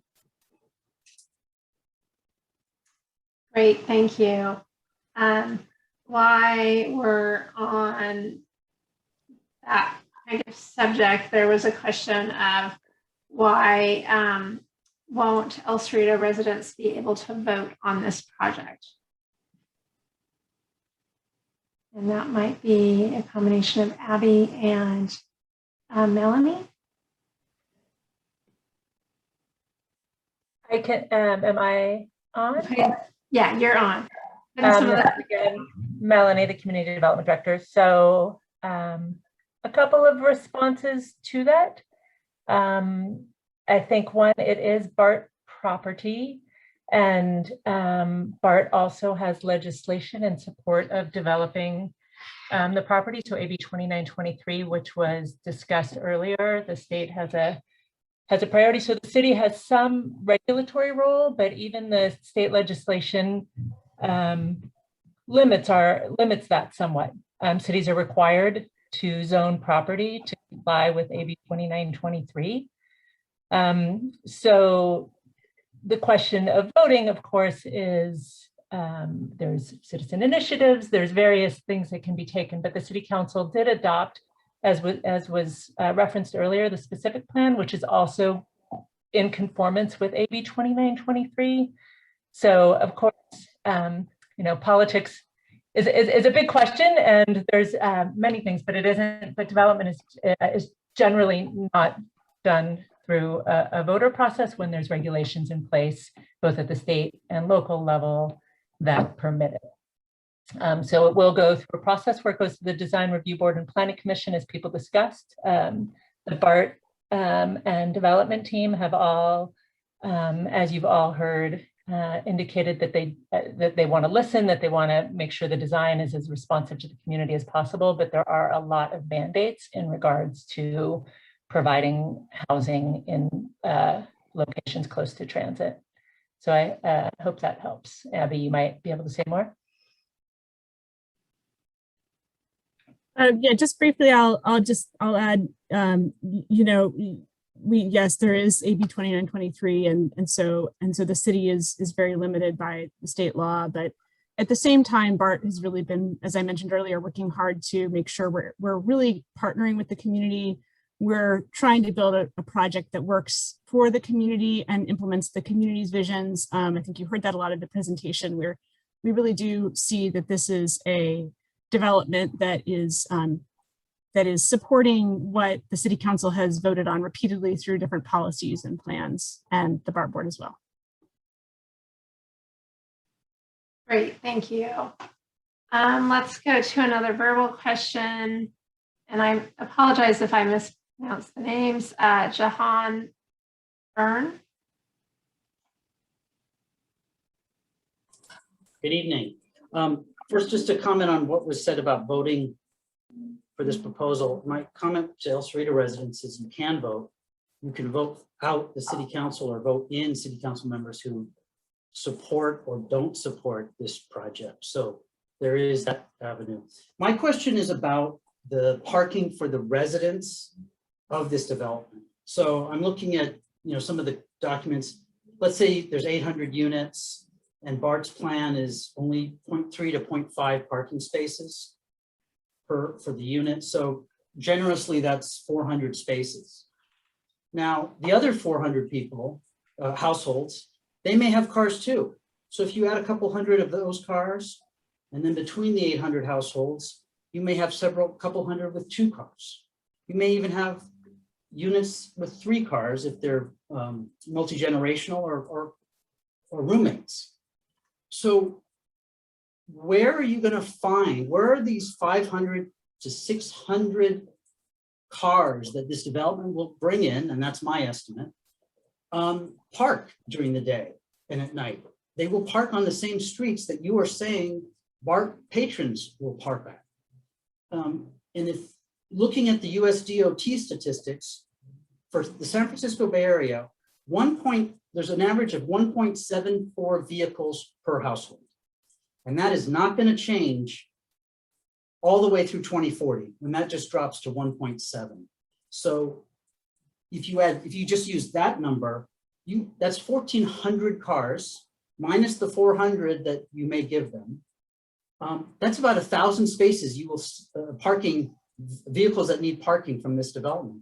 And again, where are those residents going to park? Because it's not like people are 100% BART travelers or 100% car owner users.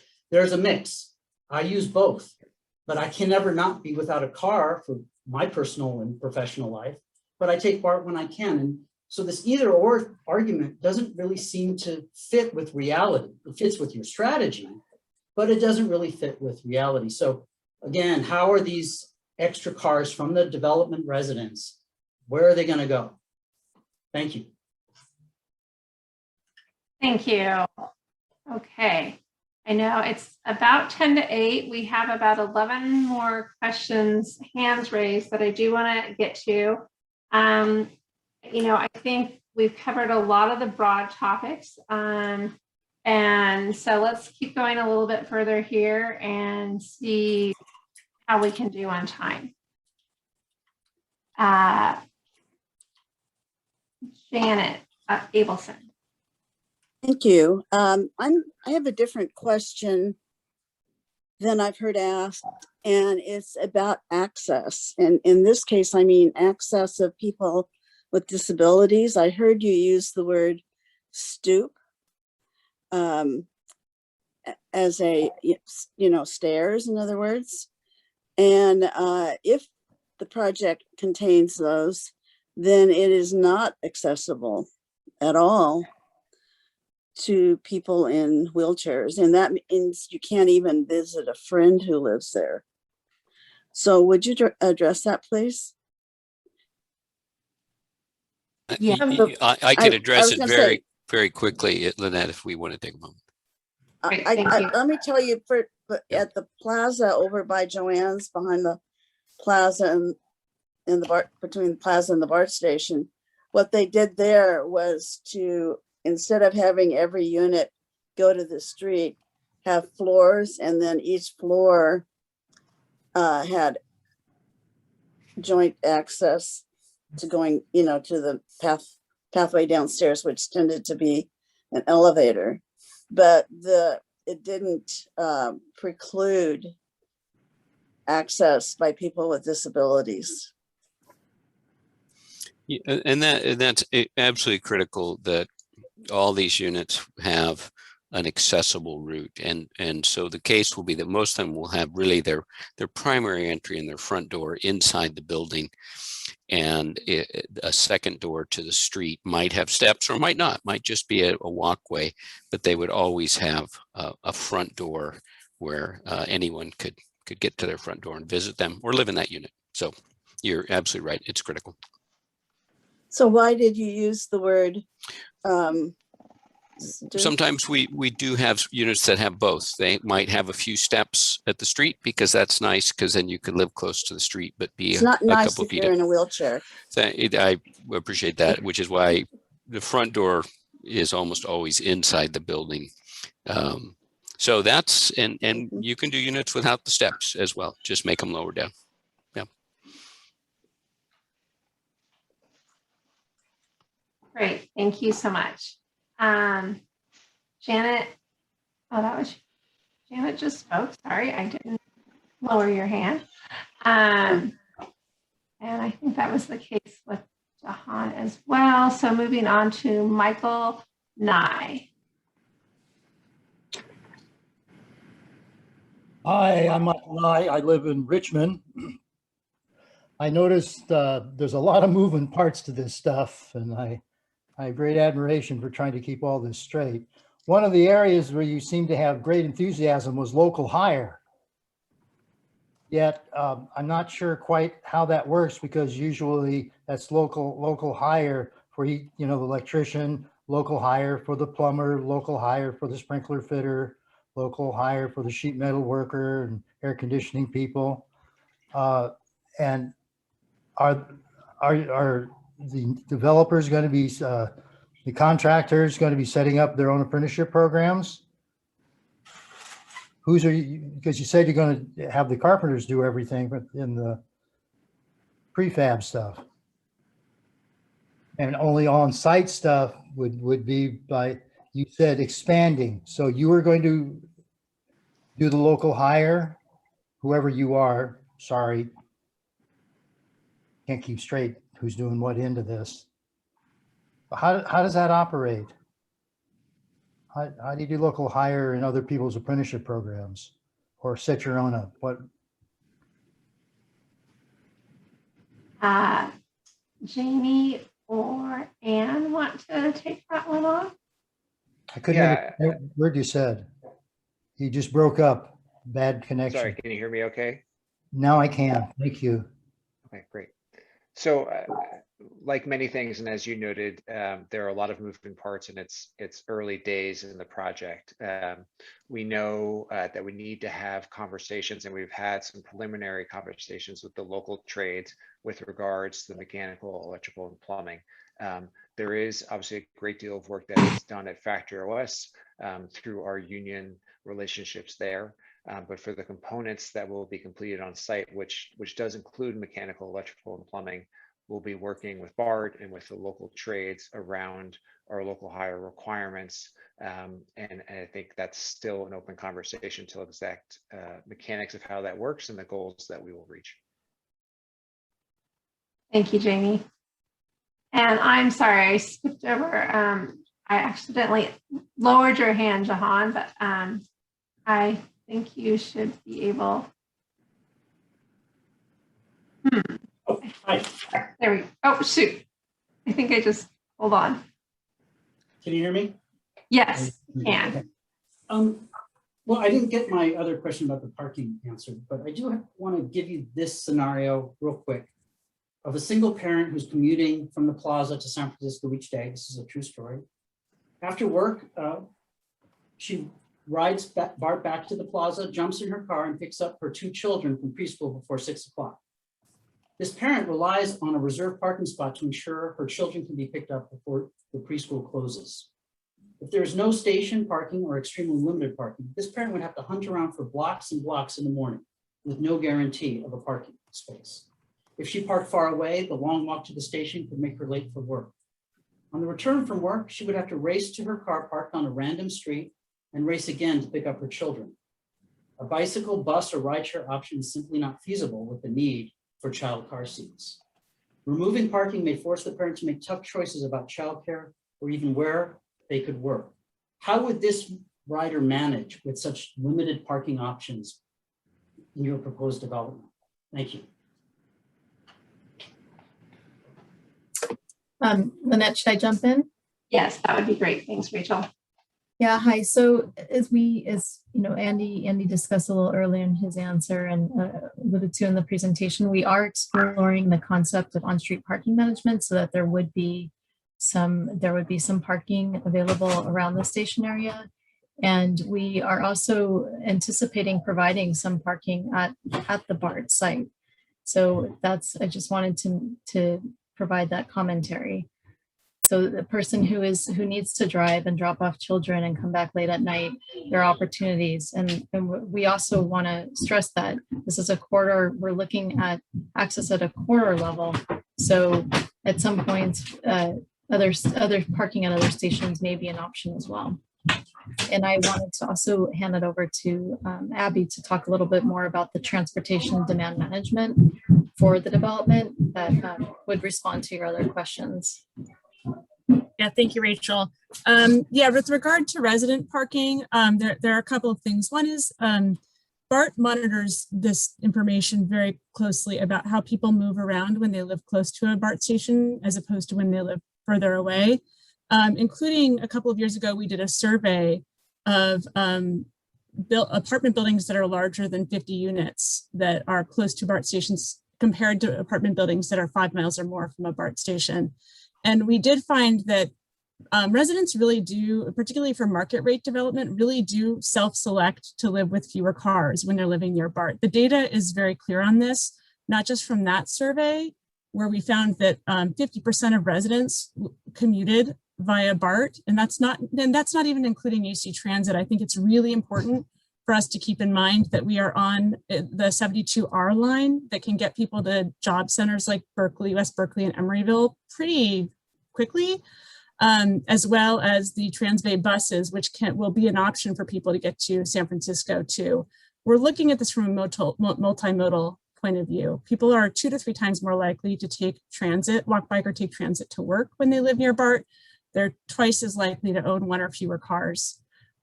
We think we can really build on these strategies, and we have had a lot of success doing that. We actually have data from our Pleasant Hill BART station, which has really high rates of BART use and really low rates of car ownership. For market rate development, it does work. People will self-select. They want to live near BART and they want to not own a car. And if we give them choices like a car share membership, maybe an incentivized transit pass, they will make that choice. And Transform has a great program called Green Trip Connect that really can demonstrate that data and information. For affordable housing, it's a little less straightforward because people aren't self-selecting to be at BART. They want to have a roof over their head. They want to have somewhere they can afford to live. But there are still a lot of things we can do for affordable housing. By nature, lower income residents in the Bay Area do take transit and own fewer cars at greater rates. And we can also do things like provide discounted BART passes through state programs. There's a great state subsidy program that where our developer team related in Saha, I'm sure will apply for funding from that program to buy transit passes for residents. So we can do things like that. We can encourage people to own fewer cars through programs like that. And BART does require our developers to provide those programs. And most developers, we would pick developers who do it willingly anyway. So that's how we'll kind of address the resident parking situation. Great, thank you, Abby. All right, how about Dan Schulman? Hi, you can hear me? Yes. Okay, great. I'll try to be brief. So thank you so much for the presentations. I'm an El Cerrito resident, 11-year El Cerrito resident. Really excited about this. It's great to see that space just in the renderings, at least, transformed with people and life and activity. I think it'd be great to see it transformed into a destination, not just for El Cerrito, but for the East Bay and our surrounding neighbors as well. I want to second one of the commenters who asked about the upper floors or the rooftops, if anything can be available, whether it's a restaurant or a bar or park or something that, I don't mind tall buildings. I'm totally fine with it. It would be especially great if, members of the public could utilize some of the views from that space, get a bite to eat or get a drink, what have you. And then other question or comment, I guess this is about if we can do a great job on enhancing the station access, which it sounds like the studies will allow us to do. If we can utilize things like car share, so thanks Abby for mentioning that, like the car share programs, unbundled parking. Basically what I'm wondering is if we can reduce that big P that was in the upper right corner of the drawings, if we can make that parking structure smaller, I mean, it would be great to learn at some point what else could be possible with that space. What could we do for the community? What could we do? How could we all benefit from making that big P smaller? That would be really exciting to learn about. Last comment is just on the bikes and walking, just if we can make the bike path, some people are going to be biking through there and not stopping at the station or stopping at the area. Some people just, it's a big north-south Ohlone Greenway. So if we can just try to keep it somewhat separated, because I imagine there's going to be a lot of foot traffic too, and that might be a little tricky with bikers trying to get through and have a lot of people to dodge around. So whatever can be done to keep it a safe bike path and just avoid some of that pedestrian bike congestion, that would be great. Thank you. Great, thank you for the comments. Moving on to Andrea Wildenberg.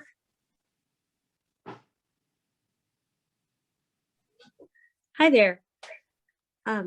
First of all, before I go into my comments, I did want to just see, did you guys mean to have someone address the question that came up earlier about where those additional 1,000 cars would park? You can follow up on that and definitely answer that after your question or comment. Okay, just to jump ahead in line if that was just, if it was just skipped on accident. Someone had asked about the scenario, actually I think it was the same person, Jahan, had asked about that scenario, and sorry, my dog's in the background. The scenario where someone was commuting and then had to pick up their kids from the preschool. And I was wondering, by chance you are considering having space for a preschool in the plans. If not, maybe that's something to consider if possible. Another thing about the schools is I don't know, I just really hope that you'll go back and meet with the district and talk with the schools. It's surprising to me to hear that that's something that needs to be a follow-up and hasn't been considered until this point about, how we're going to add this many units as you're proposing without factoring schools in from the get-go and how those would be impacted in our local surrounding area. Another question I have is really just about if and how you are factoring in changes in commuting trends.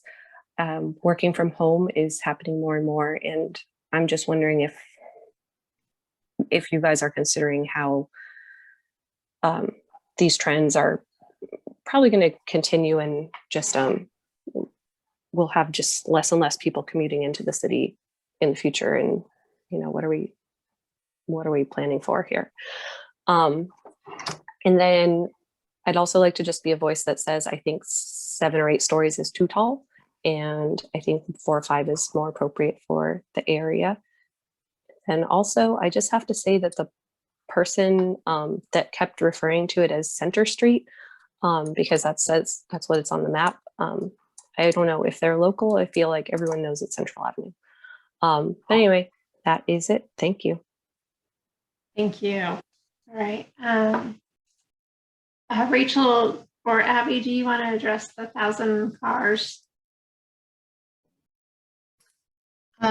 Yeah, so I think, again, we're looking at multiple access strategies to ensure that we are providing good access to the station and encouraging other modes of travel. And just going back to the data that we presented for the trends that we saw between 2008 and 2015, as our ridership significantly increased, we saw that, and we didn't add any additional parking.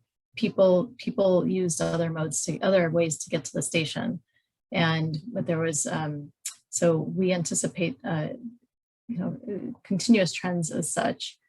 And in terms of we understand there is a strong need for providing parking for people who have pickup and drop off needs and many other needs. And so we are looking at providing on-site parking. We are in the process of, and through this access work, we'll be determining what that appropriate level of parking will be, but we understand that there is a need. So we understand not everybody can switch to walking and biking and taking transit. So I want to make sure that's clear.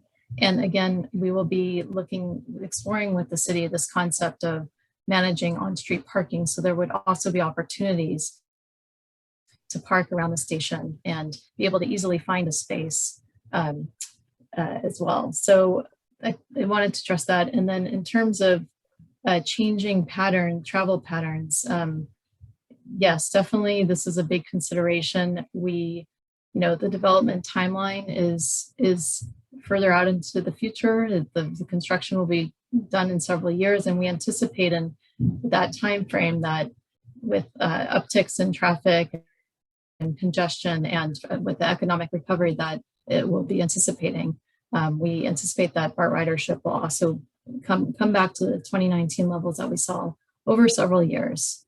And we also recognize that there's some people will have remote options, remote work options, and others who are more transit dependent will not have those remote options. So we anticipate that there will be a lot of people who continue to need to go into the downtown areas in San Francisco and Oakland. I think hopefully that addresses some of your comments. Thank you, Rachel. And then we have the question about the schools. I can just add briefly, I know as part of the specific plan and the development of that, schools were considered as part of that. Melanie might want to add a little bit more to that. Hi, this is Melanie Mintz again, the Community Development Director. So I really think this is it's a big conversation with the school board, and I think all residents also of the district. Just how does it retain students? It's actually lost some students during the pandemic, of course. How do they remember the district is Richmond, it is the whole West Contra Costa, but in particular, both Richmond and El Cerrito in schools. So how they balance, how they create where their target schools. Of course, they have a project on Mosier right now, which they're thinking about providing charter schools. So the city doesn't have a specific control over, of course, the school district. The school district, per state law, is able to create impact fees for development. But I think, indeed, the city has at various times, city council has held different joint study sessions with the board. And I think these things really do need to occur, which is how do they balance the districts across the students across the elementary school. I think that also, I don't know if the development team yet has done an analysis of family type units and different types of units. So I know with the specific plan development that we've seen so far, there is a preponderance of smaller units, and I'm hearing from the developers that meant that there is a real demand for one-bedroom studios. But I do think that analysis of how many family type units end up being built, and again, it is something that we do include the district in all of the communication around housing and housing development, and the school board, and it is their responsibility to plan for it, and we provide them the information about planned housing. Housing is going to, of course, take place over a period of time, and the impact fees are updated, I think, by the school district every couple of years to analyze what the needs are for capital facilities and planning. So I do encourage people to be involved with the school district and really attend the board meetings, talk to them about it. We look forward to continuing to plan for how to keep El Cerrito being a really family-friendly community. And this project, of course, helps contribute to that. Great, thank you, Melanie.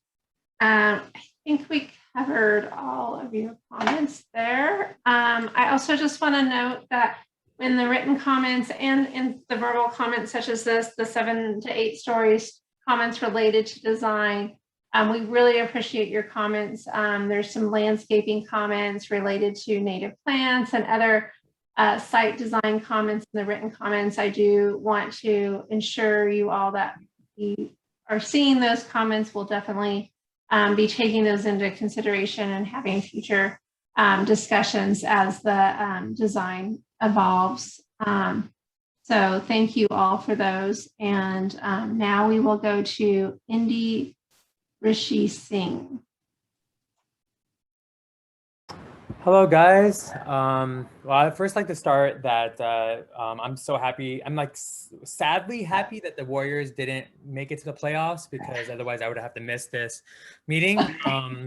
But I'm happy there will be better next year. Okay, on that levity, I am actually a commissioner of human relations here in the city of El Cerrito. I have no idea how that happened, but here I am. But I do feel it's really important that we recognize how economic how how economic discrimination can also end up leading to and you know, I know there's affordable housing, but we also must be aware that a lot of affordable housing does not actually improve community wealth, right? Sometimes it actually makes it worse and makes places even more dangerous if we're not leaning into what does that mean? How do we build community wealth?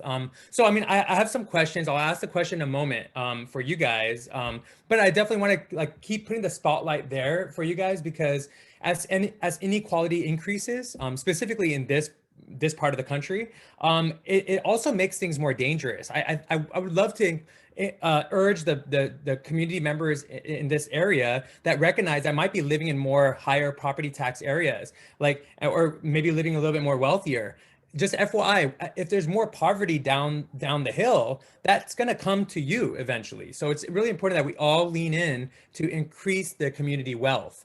That being said, what have you guys done in terms of researching, or have you guys hosted any sort of conversations or discussion about how we can integrate, or how y'all can integrate more cooperative housing, just a cooperative mentality of approaching community wealth? And there's a lot of places all around the country and outside of the country, around the world, where cooperative business models have improved the resilience to communities and increased the wealth in the community. For example, what if a part of this project, there was, instead of having a bunch of houses, there was an opportunity for to have a cooperative grocery store, right? Which then would add an ability to support local businesses and increase the wealth. Cooperative housing, maybe, instead of it just being affordable housing, what if there was cooperative housing for the folks who wanted to pay into the affordable housing, but then they can actually earn property, you know, through that, or ownership. So yeah, what have you guys done in terms of research on how cooperatives can, and especially because you guys are in a special position where this is like, you guys get to do this. This is awesome. Like, in my opinion, you guys get to improve the community wealth in a radical way. So what are you guys doing, a little bit thinking out of the box, especially because we are in a situation which is out of the box, literally. We're in a pandemic and economic crisis looming right around us.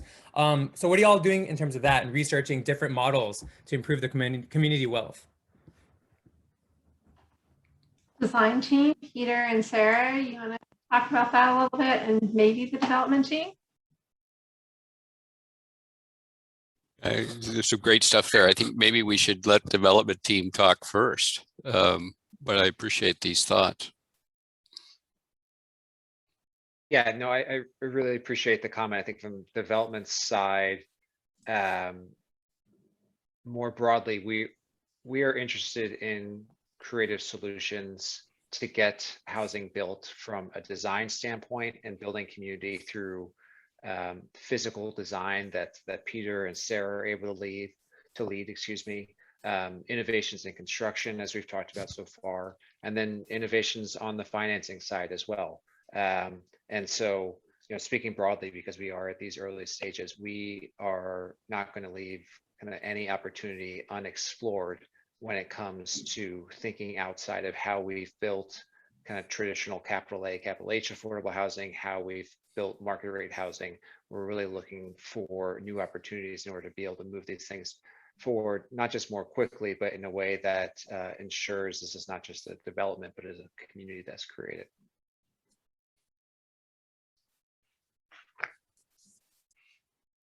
And I guess I'll just add, I appreciate your comments as well. And I think I'll broaden them a little bit. I think someone said this is a generational project. I think at the very beginning, you don't get to take on something so central and so large very often. And there's a great responsibility that comes with that.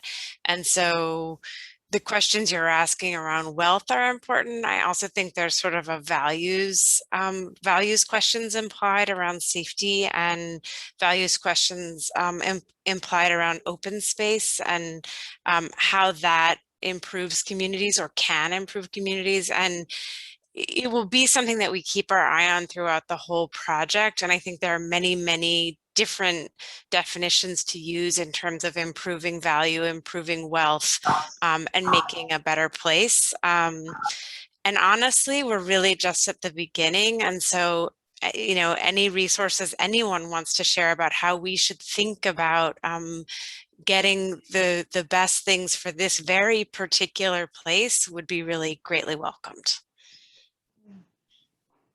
No, we're getting some really great comments tonight. So thank you to everybody for being so thoughtful. And, we're getting, as everybody would expect, comments on both sides of different issues, more housing, less housing.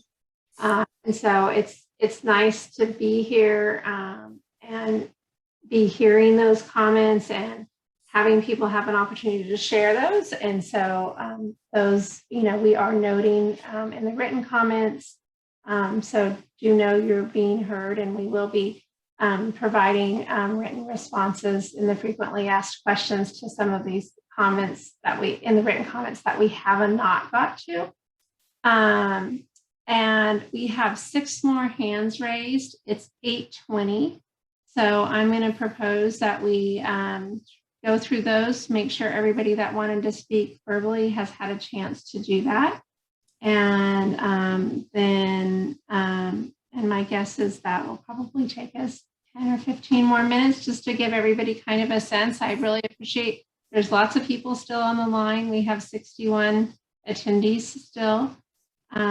So let's try to get to these 6 questions remaining. I have Commodore 64.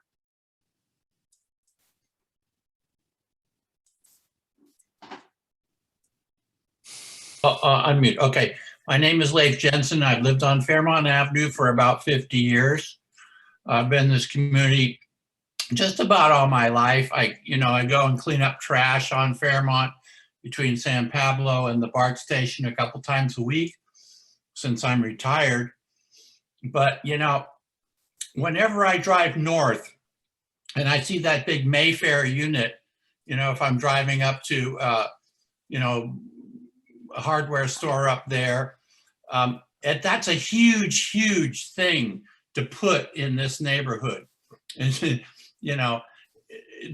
the concerns about how many stories is very, very important. It's just a huge thing to put in here. It's not like we're on San Pablo Avenue like the Mayfair one is. That's sort of, if you look around, that's sort of commercial all around it. But this one is right smack in the middle of a bunch of neighborhoods. And I just think it's too big. The other thing is, I don't know who's going to, whether BART is going to patrol this area, the BART police, or, the city of El Cerrito. The city of El Cerrito, doesn't have a huge police department. This Fairmont Avenue can be, since the pandemic, it's gotten a little rougher. I mean, I put up a big fence on my driveway because people wander around all over here. So I don't know, it scares me to have 800 units.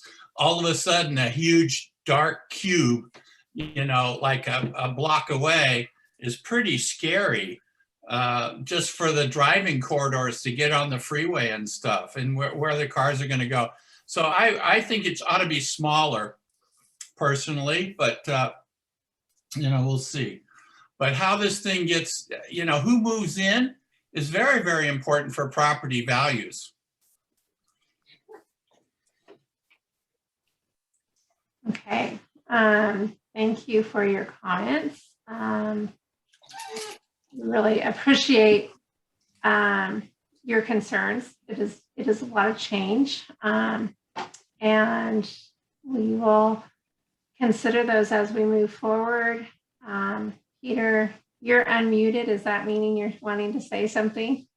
I wasn't signaling that. Thanks, Lynette. I think we're listening to that concern, and we're going to be thinking about how to modulate these buildings. We hear that. We gotta address this specific context. It's different than where Mayfair is, but and we want to do as much housing as fit. So it's a good comment. We're listening. Great, thank you. James Rebahan.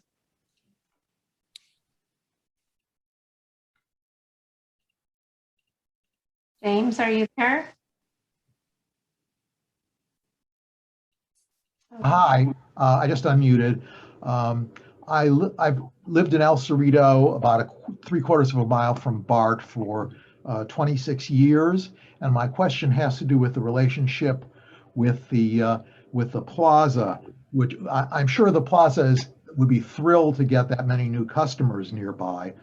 But I'm concerned about parking at the plaza. Pre-pandemic, it was pretty tight, and I'm very sure that a lot of that parking was taken over by people who had parked at the plaza and walked over to BART. I know that because one time I arrived in mid-afternoon, there'd been a power failure a couple of hours before, and there were still many clusters of cars in the plaza parking lot where they had no business being. So I was wondering, are you in touch with the plaza, and are they prepared to do tickets and towing and enforcement of time limits if the cars who need to, for people who need to use BART, take advantage of parking in the plaza? Great question. And Melanie with the city is online to answer that. Hey there. Yeah, thank you for your question. Obviously, the plaza is a very important place and people get there all kinds of ways. We are definitely in touch with their regional vice president, Gary Fields. We've met with him as Rachel and Shannon have talked about the various transportation and parking studies. We've met with Gary. He reaches out. I think you're right. It's going to be a balancing act both for them. I think that they will get a lot of new customers, and it will create some change in what types of businesses are maybe more attracted to that site, and if parking is difficult, maybe less. But he did indicate, I think we're looking to continue partnering, and there's a lot of studies, like we said, around all of this, but he did indicate that they do have stations where they do end up doing more ticketing and enforcement, or vouchers for people shopping at the plaza, et cetera. So he said they're not unfamiliar with it for having to manage that kind of pressure, but we definitely look forward to continuing to stay in touch with the property manager and owner of the plaza throughout this process. Thank you. Thank you. Thank you. All right, we have Nick Helch. Thank you for the opportunity to comment tonight, and thanks for going so long and having this format and taking all these comments and questions. I think this is a great project for the area. I'm an Albany resident, but I'm a frequent user of the Plaza BART station, where I would leave my bike pre-pandemic and when I was commuting to work. I want to applaud El Cerrito for the specific plan and for BART for building the housing in the area and the state.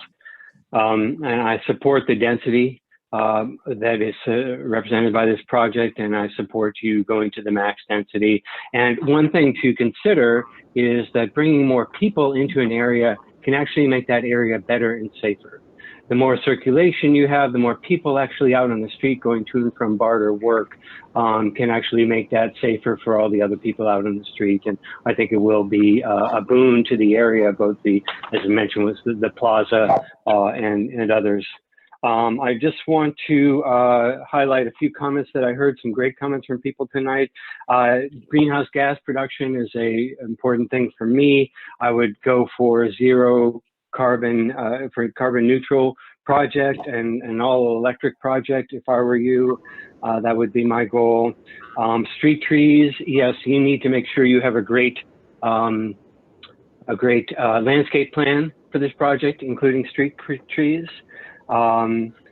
Disabled access, of course, is important, but a lot of that is mandated by ADA, but to the extent you can go even farther, that's great.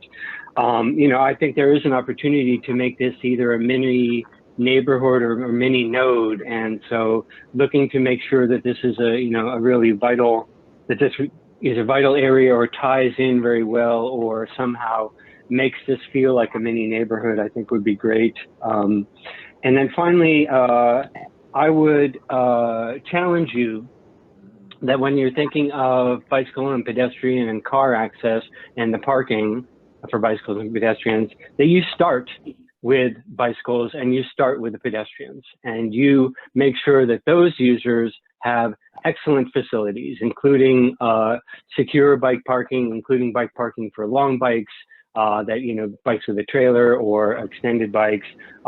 Start with that.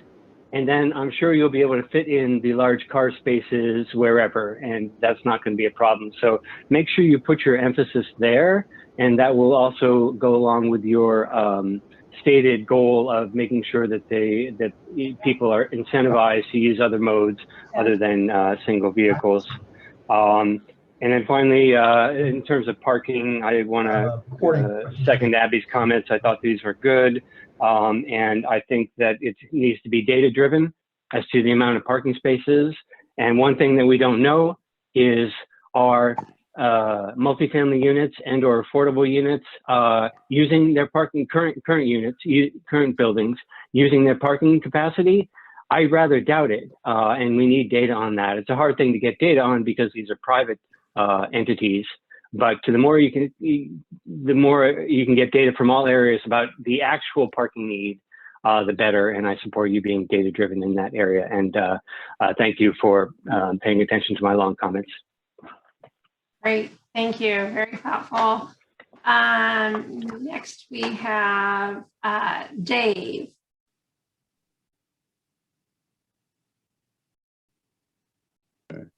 Can you hear me now? We can hear you now. Okay. Yeah, I'm a resident of Richmond Annex, which is about less than a mile away from all of this happening. I think that this is way too large for the area. It's going to create unmanageable traffic and parking problems. And I will not be surprised if some of the cars end up being parked in my area, which is Richmond Annex, which is on the other side of San Pablo Avenue, just above San Jose, on the side of San Pablo Avenue. And I also do not think that the planners of this project involved anyone from Richmond Annex or anyone impacted by this decision. And I would wonder if there are any studies about traffic impacts to the surrounding areas, especially the single family home neighborhoods like Richmond Annex and like the area in El Cerrito surrounding the BART station. And I just think this is way too large, and you need to do more studies about the impact of traffic and also the effect on other areas, shopping. People coming from other areas to shop at El Cerrito Plaza are not going to be able to park anywhere. And you're going to have parking in private residential zones, and it's not going to be pleasant. And I just think I have not seen any evidence that you've done any real work on this. And that's my comment. Thank you, Dave. We appreciate your concerns, and we'll consider those as we move forward and keep you in the loop as those things are looked at more closely. Okay, Nicholas Fornair. Hi. Can you hear me all right? Yes, yeah, thank you. Hi. So yeah, I'm a relatively new resident, and I can't speak for everyone in my generation, but I'm pretty sure I'm younger than a lot of people in this meeting. I may be younger, but the historical fact is that restrictive land use zoning policies across the Bay Area have caused housing prices to be grossly inflated, shutting out my generation from owning a home. Second, I think we really need to consider long-term job growth, not just the one-time construction jobs. We make sure that the commercial space going in these is diverse and is prioritized for local businesses and not just chain stores that don't really contribute. And I sympathize with people concerned about traffic and parking. I'm a transportation engineer, and I can promise you that building more roads and more parking only creates more traffic and parking. Just look at Los Angeles. It also does nothing for the local economy. So I just want to say I'm all for this project, and my concern is whether we're going bold enough. I want El Cerrito to be a place to live for myself and for future generations, and not just kind of park a car. Great, thank you very much. Okay, 3 remaining. Archie.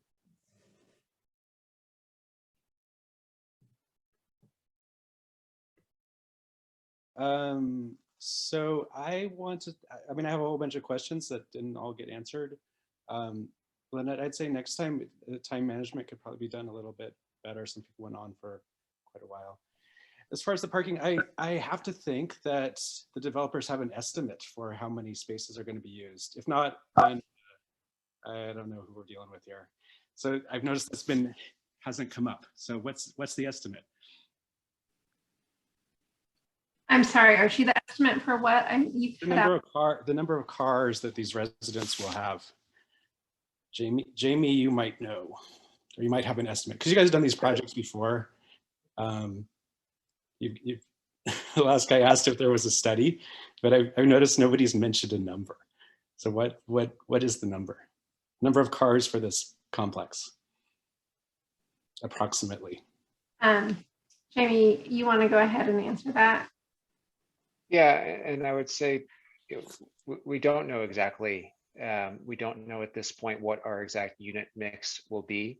In the conceptual site plan that we've been reviewing this evening was really our first attempt at putting together the pieces on the site that are needed between some level of replacement parking for BART, parking for new residents, parking for a library if that remains part of the project or is part of the project. So this is our first look at fitting everything that we've heard from BART and from the community outreach that's happened already that is desired on the site. And then we're also working within the parameters of the existing zoning under the San Pablo specific plan, which is, as we understand, the result of studies that have been done. So we're taking the information that we have so far and really now kicking off a process in partnership with BART and with everyone in the community and with the city, where additional studies will be undertaken with the access study, and that'll be able to allow us to really flesh out the proper amount of both parking and other forms of access to the site for the residents, for BART users, and for other people in the community. Yeah, I don't know if I'm still muted here, but there's got to be a range. There just has to be a range. I can't imagine you did all this work and you don't have a range for number of cars. You guys are all pros. You've done projects like this before. We're just looking. The residents are just looking for a number.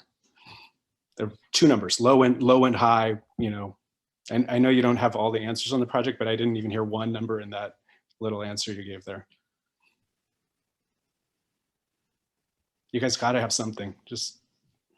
I just don't believe that there's no range.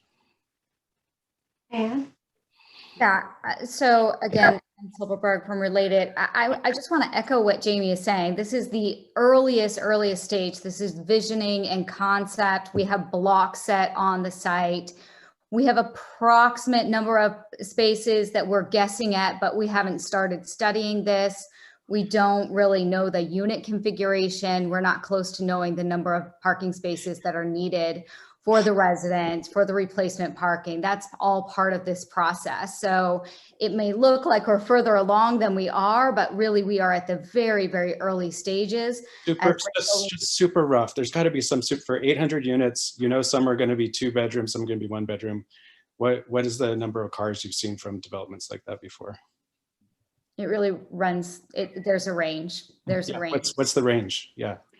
And I'll also say, I just don't believe this. This is just dishonest. Like there is a range. You can't just say there's a range and then not tell me the range. Well, yeah, we can look to the architects on the team to give, approximate numbers of some, guesses of parking. But the problem with talking about the actual number of spaces is, again, we don't know at this stage. We don't know the unit mix. We don't know the number of units. We don't know how.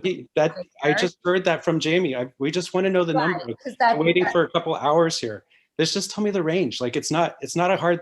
Somebody must have it. I am sure it's written down somewhere. Somebody just mentioned parking studies, so it's probably there. We don't have the parking studies yet. We're again at the very beginning of the process. We'll be talking over the next couple of years as we work through the studies, understand what is going to be developed here, what the parking needs are for the residents, the replacement parking. And maybe Lynette, you could ask BART if Rachel is still on, if she could talk a little bit about the parking, the access plan, some of the studies that are coming up, and then the housing will follow. Okay. Are you guys telling me you really don't have any numbers?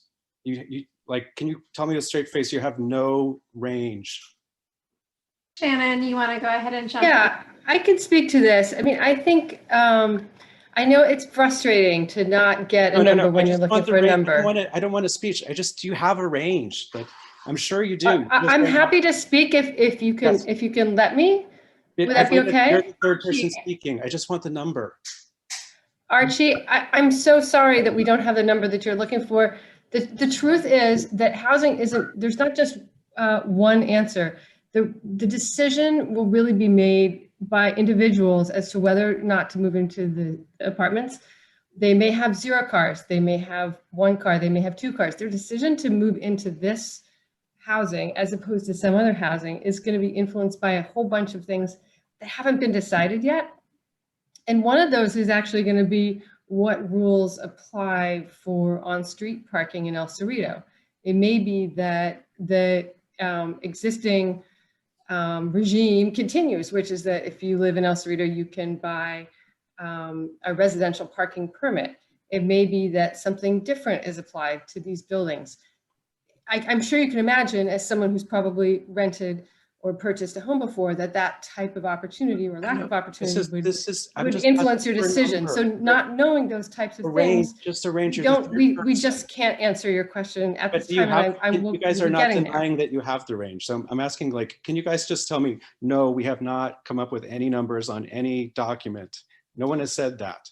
What we have come up with is a concept that shows parking in the development, and there are about 600 parking spaces in the development overall, some of which are for BART replacement parking, and some of which would be allocated towards residents of the new building. But we have AB 2923, which was spoken to earlier, for stations of this type, there is a maximum of 1 parking space per 2 units of housing. So we know that it's not going to be more parking, there won't be more garage parking built than that. And residents, if they were not able to buy a residential parking permit, that's going to strongly influence, their decision as far as Hey, Lynette, I think it's okay to go on with the next one. I see the developers and are not interested in responding to the question. I'm sorry you feel that way, Archie. There's no number from 3 responders, and no one will deny.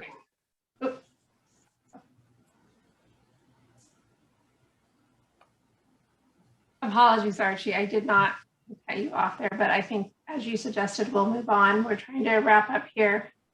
So thank you for your comments. Okay, we have Lisa Mochiyama.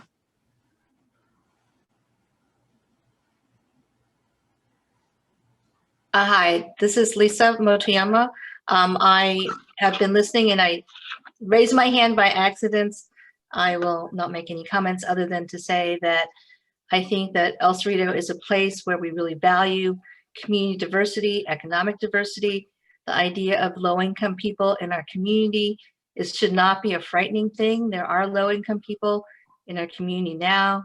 We need places for everyone to live that they can afford to be here and enjoy all the resources in our community. Thank you. Thank you, and thank you for sticking with us. All right, we have Linda Kane. I'm sorry, I just unmuted myself. Can you hear me now? Yes, we can. Thanks. Okay, so I was writing everything in the chat, and then I realized that you aren't going to even have time to go through the chat. If I want to say something, I should. And I wanted to second 2 of my fellow citizens, one Howdy Gowdy, who talked about the AC transit area and how can people safely cross if they're walking, bicycling, or in a wheelchair, and also how can that foot traffic not mess up the bus traffic or the car traffic around. So, I'm sure you're planning on that, but that's certainly an issue I would be thinking about, especially since we're promoting more people using non-car methods. Also, I wanted to really support Steve Price's knowledgeable ideas about urban planning, because he is an urban planner and I've seen his diagrams. I've worked with him on community projects, and I just know he's really got a good mind for this. So his suggestions are really worthwhile. And I support the panel's mention of native plants in the landscaping, because I just took a 2-day workshop with the native plant gardens, bringing back the natives, and learned about how important these are, and to bring in pollinators, butterflies and moths and birds. And if BART could include that, or this development could include that, that would be like another spot that would include where birds can have more land and where butterflies can have more places to connect to. Also, there's obviously a lot of community interest and concern about the project. I think next time you have a meeting, you should allow 2 hours for community to talk. And somebody also said that we should be inviting people from Albany, Richmond Annex, and Richmond. And, you know, those people are involved in this too. They're part of our bigger community. I don't know if they even knew about the meeting. And also, someone also mentioned time management. And, you know, when we have El Cerrito city council meetings, we got 3 minutes to speak if we're lucky. Sometimes it's like a minute and a half, but they set our little timer and we know how long we have to talk, and then we have to talk fast or shut up. So, yeah, thank you very much, Linda, for your comments, and everybody for your comments. We did want tonight to be more informal than the council meeting, and be able to have a dialogue. At the council meeting, there was no dialogue. Everybody just asked their questions or made their comments. So this was purposely intended to be more casual and more of a dialogue. Unfortunately, we were not able to get to many of the written questions. I do feel like we've covered them generally on general topics, but we will be following up with written responses to address the comments and questions, particularly the questions that have been raised. And really, really appreciate everybody sticking with us. We absolutely hear you about more comment period and time. And, you know, these workshops are a little bit more challenging in the Zoom era. We talked about doing breakout groups, so which a lot of times at a workshop we would do. So everybody, it wouldn't take as much time, but we also wanted to make sure everybody heard each other's comments. So any feedback you have regarding the meeting, please do share in the exit survey or follow up with an email to us. And then I think we are going to go ahead and wrap it up here. Is there any final words from anybody on the panel side that we want to share? And then I think that may be it. All right. Well, thank you, everybody. We really, really appreciate you joining. Sophie, as they exit the meeting, the exit survey, they'll have an opportunity to fill that out. Yes, absolutely. Okay, great. Okay, yeah, I think that's it. So thank you, and we will be talking again soon. Good night, everybody. Thank you.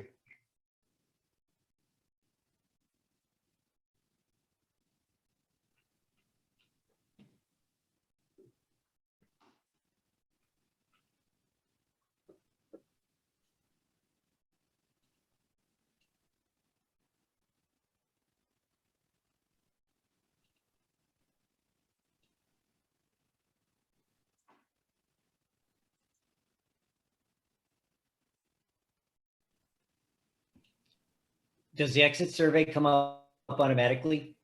Yes, it does. Thank you. Mm-hmm.